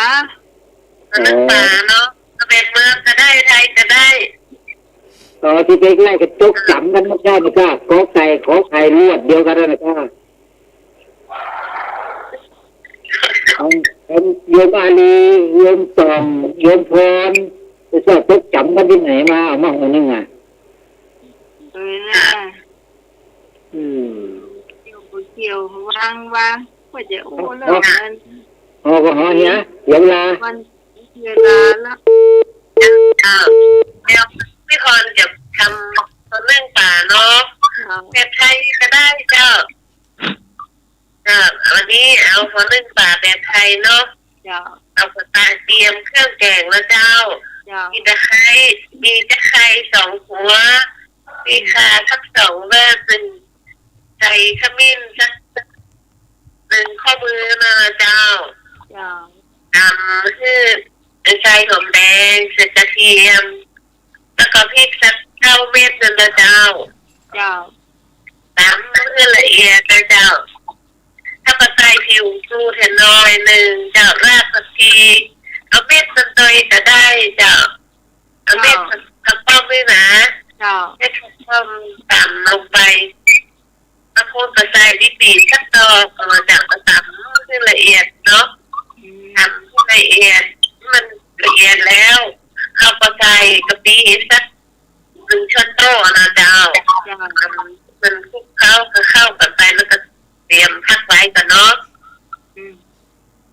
แล้วมาเตรียมปลานะเจ้าปลาเอาเฉพาะเนื้อมันนะเจ้าแร่เฉพาะเนื้อมัน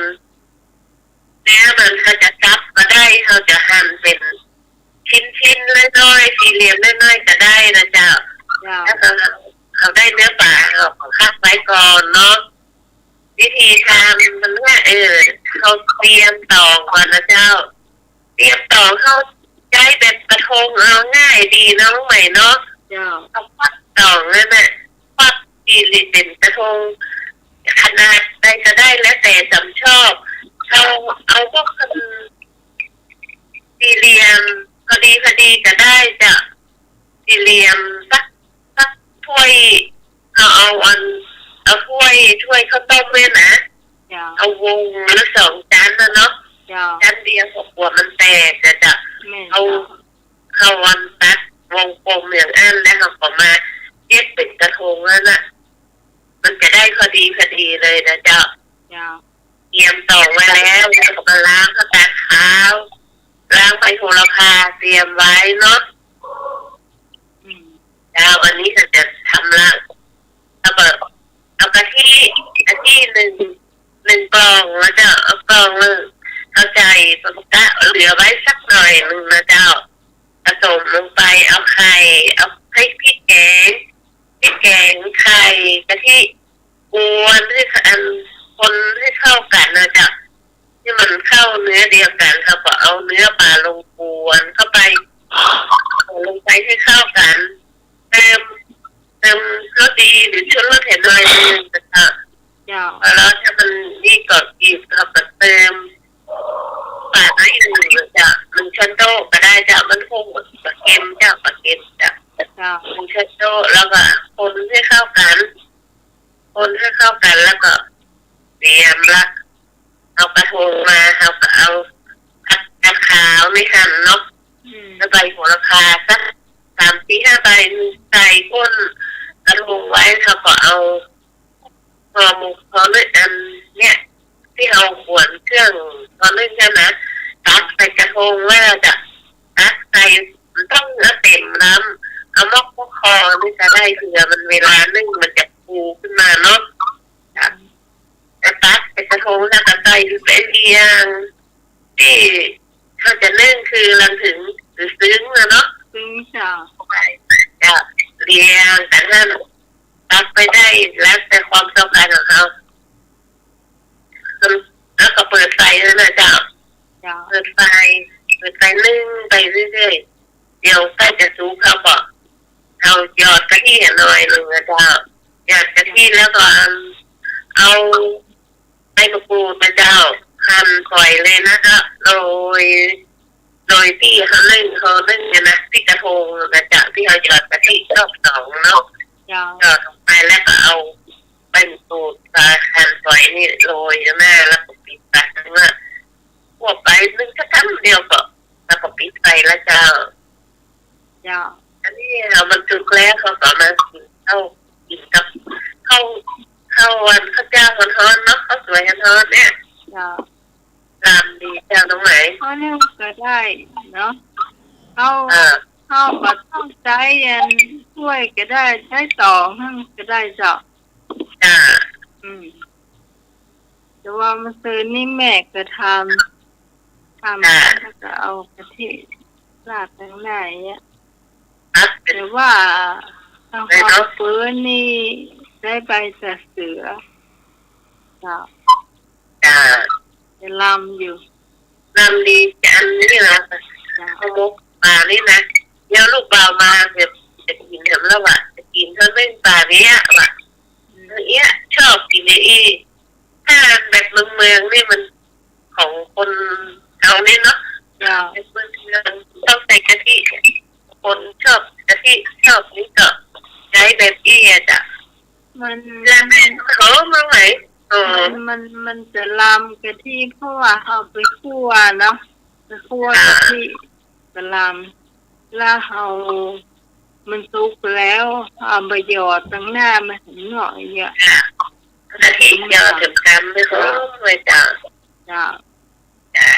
เจ้าสวัสดีก่อนคะแนนเราถูกก็รวมขึ้นเนาะ เจ้า หมดจะพร้อมเนี่ยเจ้า เจ้าเจ้า ถูกก็ไปตามกะทิถึงที่ของวัดก่อนเจ้า ที่ไหน แม่กุ้งกับเจ้ามีกะทิและถูกกับเจ้า โอ้ จะไม่มาเกี่ยวแถมเจ้า นโมทนาตัวเนอะ ถูกก็ได้บุญเหมือนกันน้องไหมก็ เจ้า ในวันที่14วัดอนาลัยวัดพระพุทธบาทกับข้ากับกลับไปแล้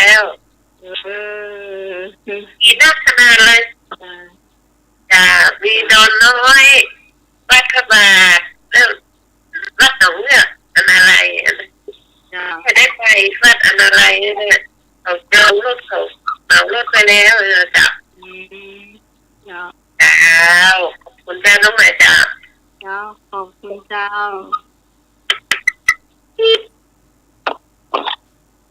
อนุโมทนาบุญจะเปิ้นเนอเปิ้นจะไปทางใดเนาะ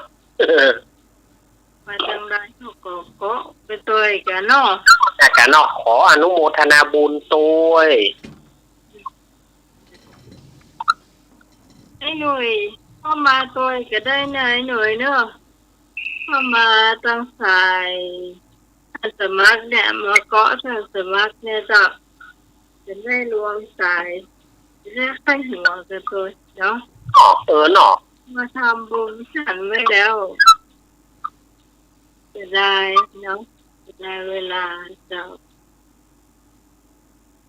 รับไปแล้วก็ ยังบรับเพื่อหักมาละ ครับก็เวลาได้จะบวงเสียครับถ้าเราได้เลิกบุญแล้วเนาะ คือมาตั้งสมัครได้เจ้ามาตั้งสมัครไหนอีกจะได้ว่า ไม่รู้กัน ฮะ เพราะว่าพวกไม่รู้กัน มันจะรู้ใจตั้งสมัครรวมไปเลยสายอื่นจะได้ว่าไง ไม่บุญใจครับ ทำบุญชาติเลยอ่ะ ครับ แค่ทำแล้วเข้ามาเลย ไม่บุญใจยังแก่ ก็รับไปละอัน ฮะ รับไปก็อัน ออกมาดีเนี่ยป่ะ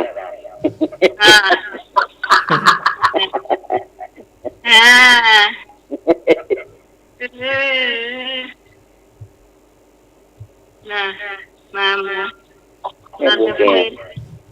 ทุกเพลงจะได้ยินกันหมดละจัง ว่าถ้าจะถ้าว่า จังโคจริงเอาไปที่ท่านสมัครสมัครลงไปเลย ครับ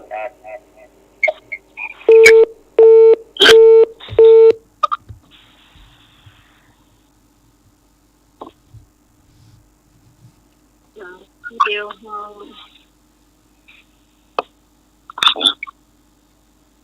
าคนแล้วไปเลิกเอาอาหารกันกินเร็วเอาเวลาเนี่ยไม่เจ้า12 นาทีนะ อย่างออกนี่เนาะ ต้นเล็กใบใหญ่บ่มีหน่วยบ่มีดอกใช้หน้าฝน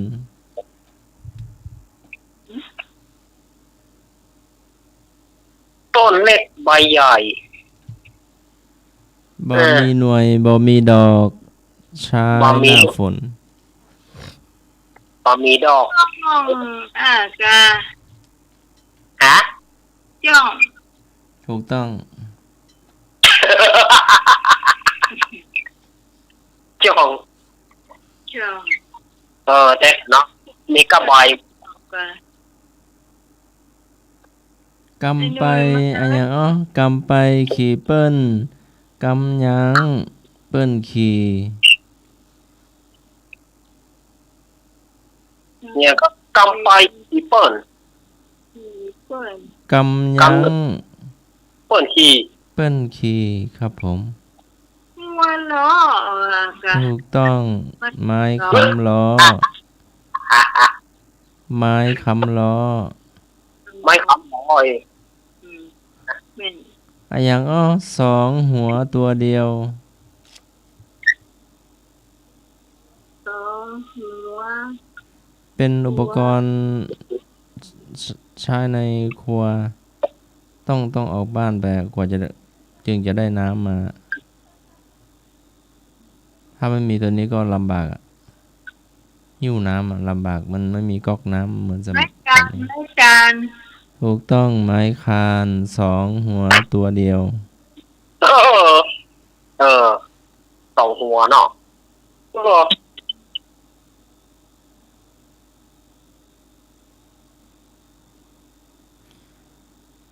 อย่างเป็นตัวแม่แท้ๆจะได้มีหัวมีหางมีเอวจะเป็นอย่าง อย่างรวมใจของให้หนุ่ย ใช่หางก็ เสลยแม่มองคกกระดิ่ง แม่มอง ลุงหนุ่ยมาเนอะรวมสายเนาะ ครับผม เริญพรเฉลยแม่มองวงเล็บคกกระดิ่ง คกกระเดือง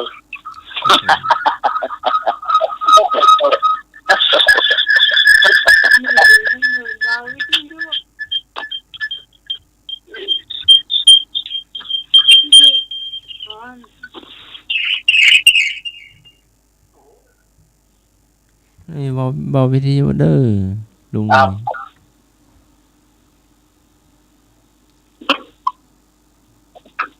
อะอย่างแมวบอกกินหนูกินทางหัวอะอย่าง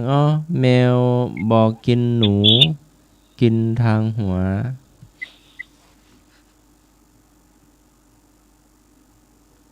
แมวบอกกินหนู เจ้า แมวบอกกินหนู แต่กินทางหัว ครับผมเป็นของใช้ในครัว อ๋อแมวขูดมะพร้าว ถูกต้อง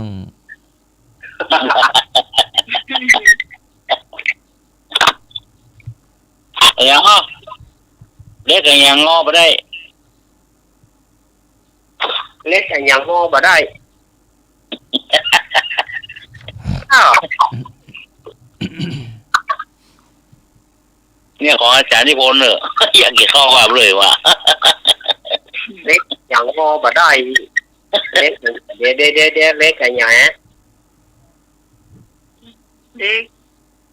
แหลม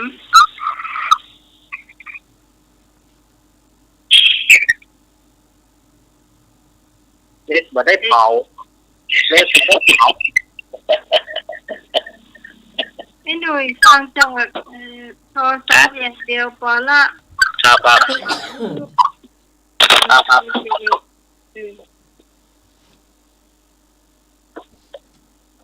เปิดแค่ลำโพงมันก็เป็นได้แล้ว ครับผม เลยละ แต่คนละที่คนละทางเธอไปทางฉันไปทางโชคดีนะ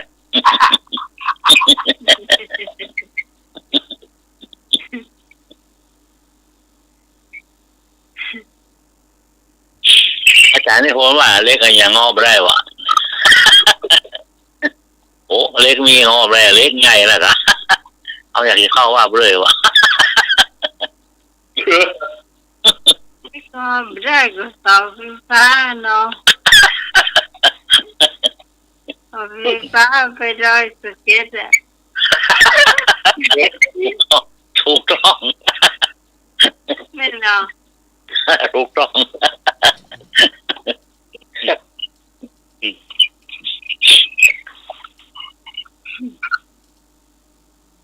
อย่างเห็น อย่างเนี่ย ลุงหน่อยกัน ไอ้เนี่ยชีวิตมันไม่แน่นอนคือลงชีวิตไหนเนาะคือลงบึ้ดก็ดีบึ้ดก็ขึ้นบึ้ดก็ลงเนี่ยชีวิตไหนเนาะ ชีวิตลานทอด ไม่ใช่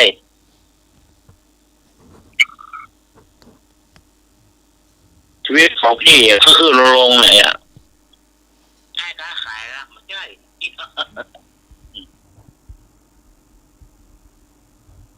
บันไดบ้านฮะ ไม่ใช่ครับ รถยนต์ ไม่ใช่ครับ เรือ ไม่ใช่ครับ กับหัวใจเตื้อ ครับ ชีวิตเนี่ย น้ำทะเล ไม่ใช่ครับ หัวใจเตื้อ อยู่ตะปูนนะอยู่ตะปูนนะ อันอย่างนี่นะขึ้นลง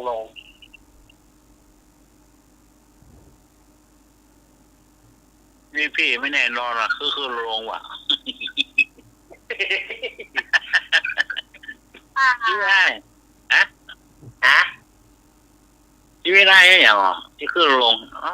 น้องมันต้องมาข้างไอ้มันชีวิตมันแน่นอนก็คือลงนะเอาหรอคนขึ้นศาลครับขึ้นลำไยแหละค่ะขึ้นไปนั่นออกขึ้นลงโอ้ย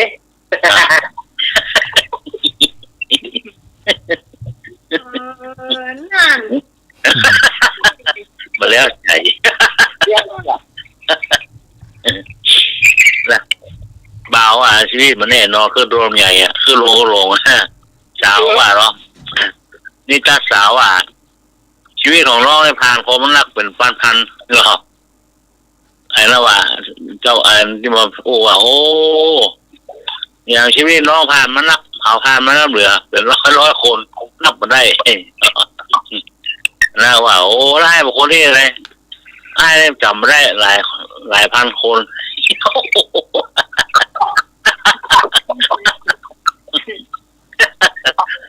อันนั้นสะดุ้งโอ้ยน้องอย่างคนผ่านชีวิตน้องละกันโอ้เห็นน้ำเหลือลูกมันเกินกล้องอะว่ะใช่เหรอไอ้เข้าใจผิดน้องคนเก็บเงินด่านรถคนผ่านมาเก็บเงินด่านไปอ่านไหม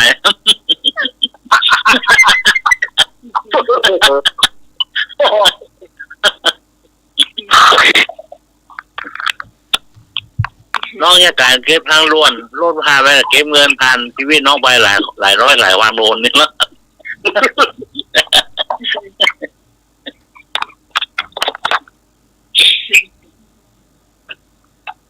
ครับขี้โม้นะ โอ้แล้วใจ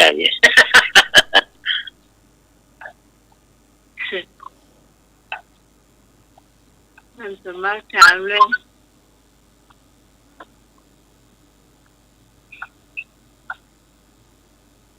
นั่งรับมึงกัน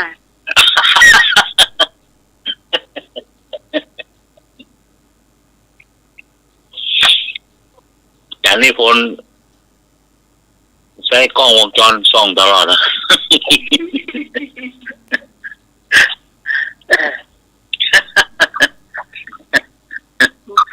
บอกว่า การสมัครมือ5:53 นาทีอย่าการสมัครมันเป็นเหมือนหนีบหรอเตียวไปเตียวมาว่ะอ๋ออะไรนะถามตะกี้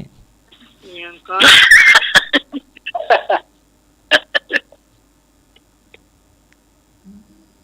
อย่าง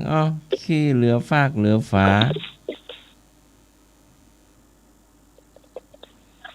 อย่าง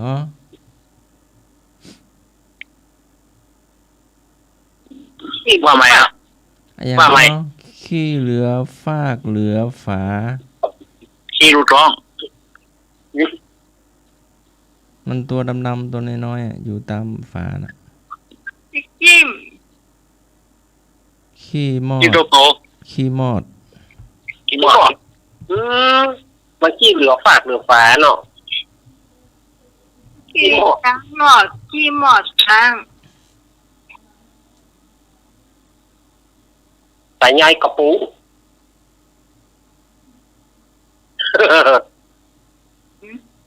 ใส่ใยกระปูจังหลอดขี้หมอดทั้งใส่ใยกระปูถูกละเดี๋ยวตกน้ำอะไรตกไฟไหม้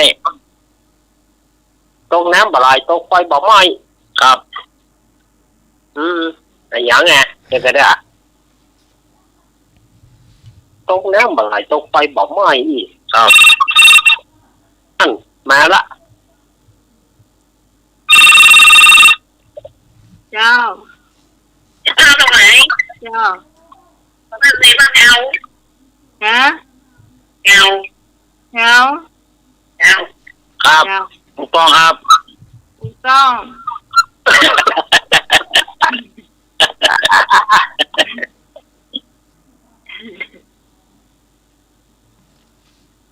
ส้ม เหงา ส้ม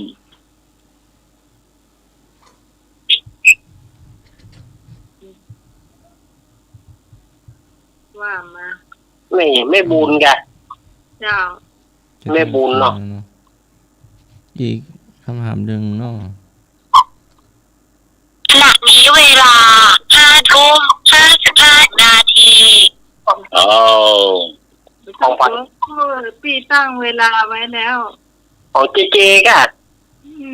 ไม่ต้องโพสต์เมื่อเสียงมันดัง อันอย่างสุกเป็นตัด สุกเป็นตัดอันอย่างเป็นผลไม้น่ะ ฮะ สุกเป็นตัด สุกเป็นตับพี่เนาะปูอันอย่างนี้ ต่อเต่ามหากาศดอเด็กครับพอมันสุกเขาก็ตัดอะมันเป็นลำคล้ายๆไม้นะครับ ฮะ คล้ายๆไม้ ข้าว ไผ่ หลามข้าวหลาม น้ำอ้อยครับผม น้ำอ้อยน้ำอ้อยอันอย่างสุกเป็นสร้อย ไม่ช่วย ครับผม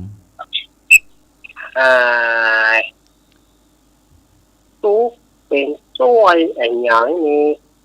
นำ ทางงู คำ ไหม ว่า บุญกับไฟ พอพานสระอุทอทหาร รอเรือสระอา โอ้บ่ทาน ครับผมบัตตานครับ ห่วย เนาะ บ่ทานนี่แล้ว อันเนาะชื่อเมอริวอกจะแป้งขนาดละ ทุเรียน มี ทุเรียนพันธุ์ดี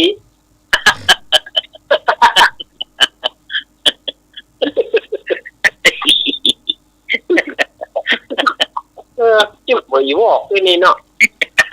ไปอย่างทุเรียนพันธุ์ชะนีอะไรเนี่ย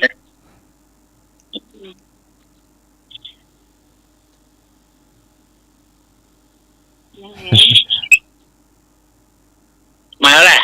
ครับ อย่างสุกเป็นมัน สุกเป็น สุ มัน กก็สุกเป็นมัน ครับผม ยังเดินมะม่วง ยังครับ ต้นเกี้ยง สุกเป็นมันนี่ ครับ เป็น ผม อย่างเนี่ย เขาเอา มีทุกอย่าง น้ำไปบน เขาเอาน้ำไปไว้บนยอดไม้นั่นน่ะ มะพร้าว ครับผมบะเป้า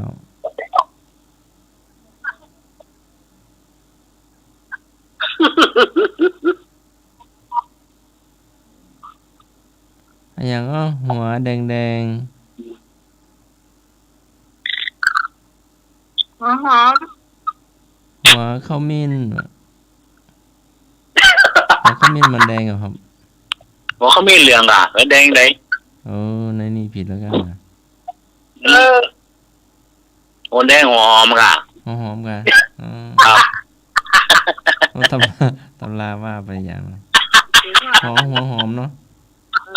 โอ้ดำหัวโอ้นึงอ่ะ อืม ลูกในดินกินมาได้ เขามี ต้ม นะ คือเขามีนี่ตรงในดิน ในดินกินมาได้หรือที่ท่านสมัครว่าคำถามนะคิดอยู่นะสีจะมีสีเหลืองหมดละมีสีแดงที่มีนะเคยหันนะ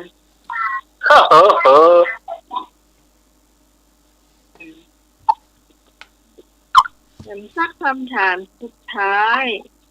ปิดท้ายมาปิดท้าย ตายเนาะเที่ยงคืนแล้วนะ นั่นแหละ ท้ายคำถาม ลูกอะไรไม่รักดี ลูกอะไรไม่รักดี ครับ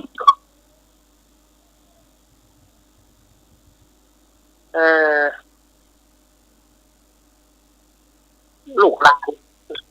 ลูกหลานลูกหลานมันบอกอ้างแม่มันหรอกออกมากับแม่ตายอ่ะ ถูกต้อง หลานว่าลูกหลานแอบไปกล้วยก็ได้ ครับ กล้วยตัวแม่นเนี่ย กล้วยก็แม่นลานก็แม่น ซ้ำมันก็ตายอ่ะ แต่ลานนี่มันจะถ้าออกลูก ถ้าลูกมันโคตรมันก็ตาย ได้กินเสื้อเดียวเนี่ยเสื้อนั้นนะ ลาน ยังนูนี่มันน่ะ เจ้า ก็ที่เพื่อเอาแต่งลูกศิษย์นี่นไง ไม่นะ กินเตียนว่าดันตันเนี่ย อ๋อ หน่อยจัดหน่อยว่าบ่เจ้า น้องไม้ เจ้า คิดกับลูกคิดกับลูกหลานกันละอย่างเนอะ จ้า คิดกันไม่ต้นนั่นอย่างเวลานี่มันอย่างลานนี่มันหน่วยจัดใหญ่เนาะ มือใหญ่เอามาต้มกะทิหลังน้ำ ส้มเรามาขาย เป็นขนมหวาน ก็เป็นหันสมัยน้อยๆละ ปีมันโขมลานน่ะ บอกว่านั่นมัน ปีมันนี่โขมปะปีสารโขม ดีมันนะคะ มันโขม นี่ก็ไม่เคยกินแค่ปีสาร หน่วยเนี่ยเรียกว่าแฝงขนมอ่ะ ครับ ใส่ขนมเอามาใส่กะทิน่ะ ครับขนมสีเหลืองนะ ไข่แล้วก็พริกข้างใส่อ่ะ ครับหน่วยสีเหลืองนะ ลำเอามาผ่าเครื่องพวกต้นแล้วนะต้นมาผ่าเครื่องแล้วก็ควักเอาข้างในมันน่ะ อ๋อขนมโบราณเนาะ ลาน แต่เวลาลาแล้ว ขนมโบราณเดี๋ยวลาละเชิญคุณแม่ใจขัดกล้อม ขนาดแล้วอื่นกันภาษาท่าจารภาษาท่านสมัครภาษาท่านนิพนธ์ภาษาอาจารย์ปีด้วยภาษาท่านเน้นรักเลยเนอะ ครับแม่บุญ เจ้าลิเกมีไหนเจอ่ะ ครับขอบคุณแม่บุญนะครับ วันดีเจ้าวันนี้ครับเด็กครับ100 สาวครับ 100 สาวค่ะน้องไม้วันดีตัวเด้อ เจ้า สวัสดีทุกคนทุกท่านที่รับนอนน้องผู้ฝากกันใหม่เนอะสวัสดี ครับล่าหน่วยไปแล้วนะครับไม่สาอาจารย์ไม่สาท่านสมาครับไม่สาอาจารย์เงาละครับผมสมัยนะครับเอาดีเจเนี่ยมันนั่งคนเดียวนะผมคิดลูกเทียบนะครับสมัยก็เทียบทุกท่านนะครับเนอะครับ100 สาวทุกท่านทุกคนนะครับสวัสดีครับผม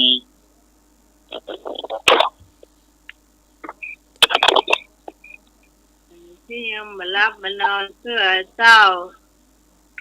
มาลานก่อนเนอะ053-226-058-053-120-525เจ้าเรานี่ก็แปลกเจ้าโทรศัพท์โอ้ต้องพูดมาอย่าง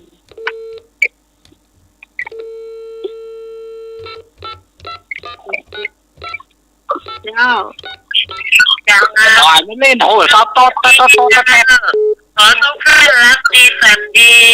เจ้า ใจ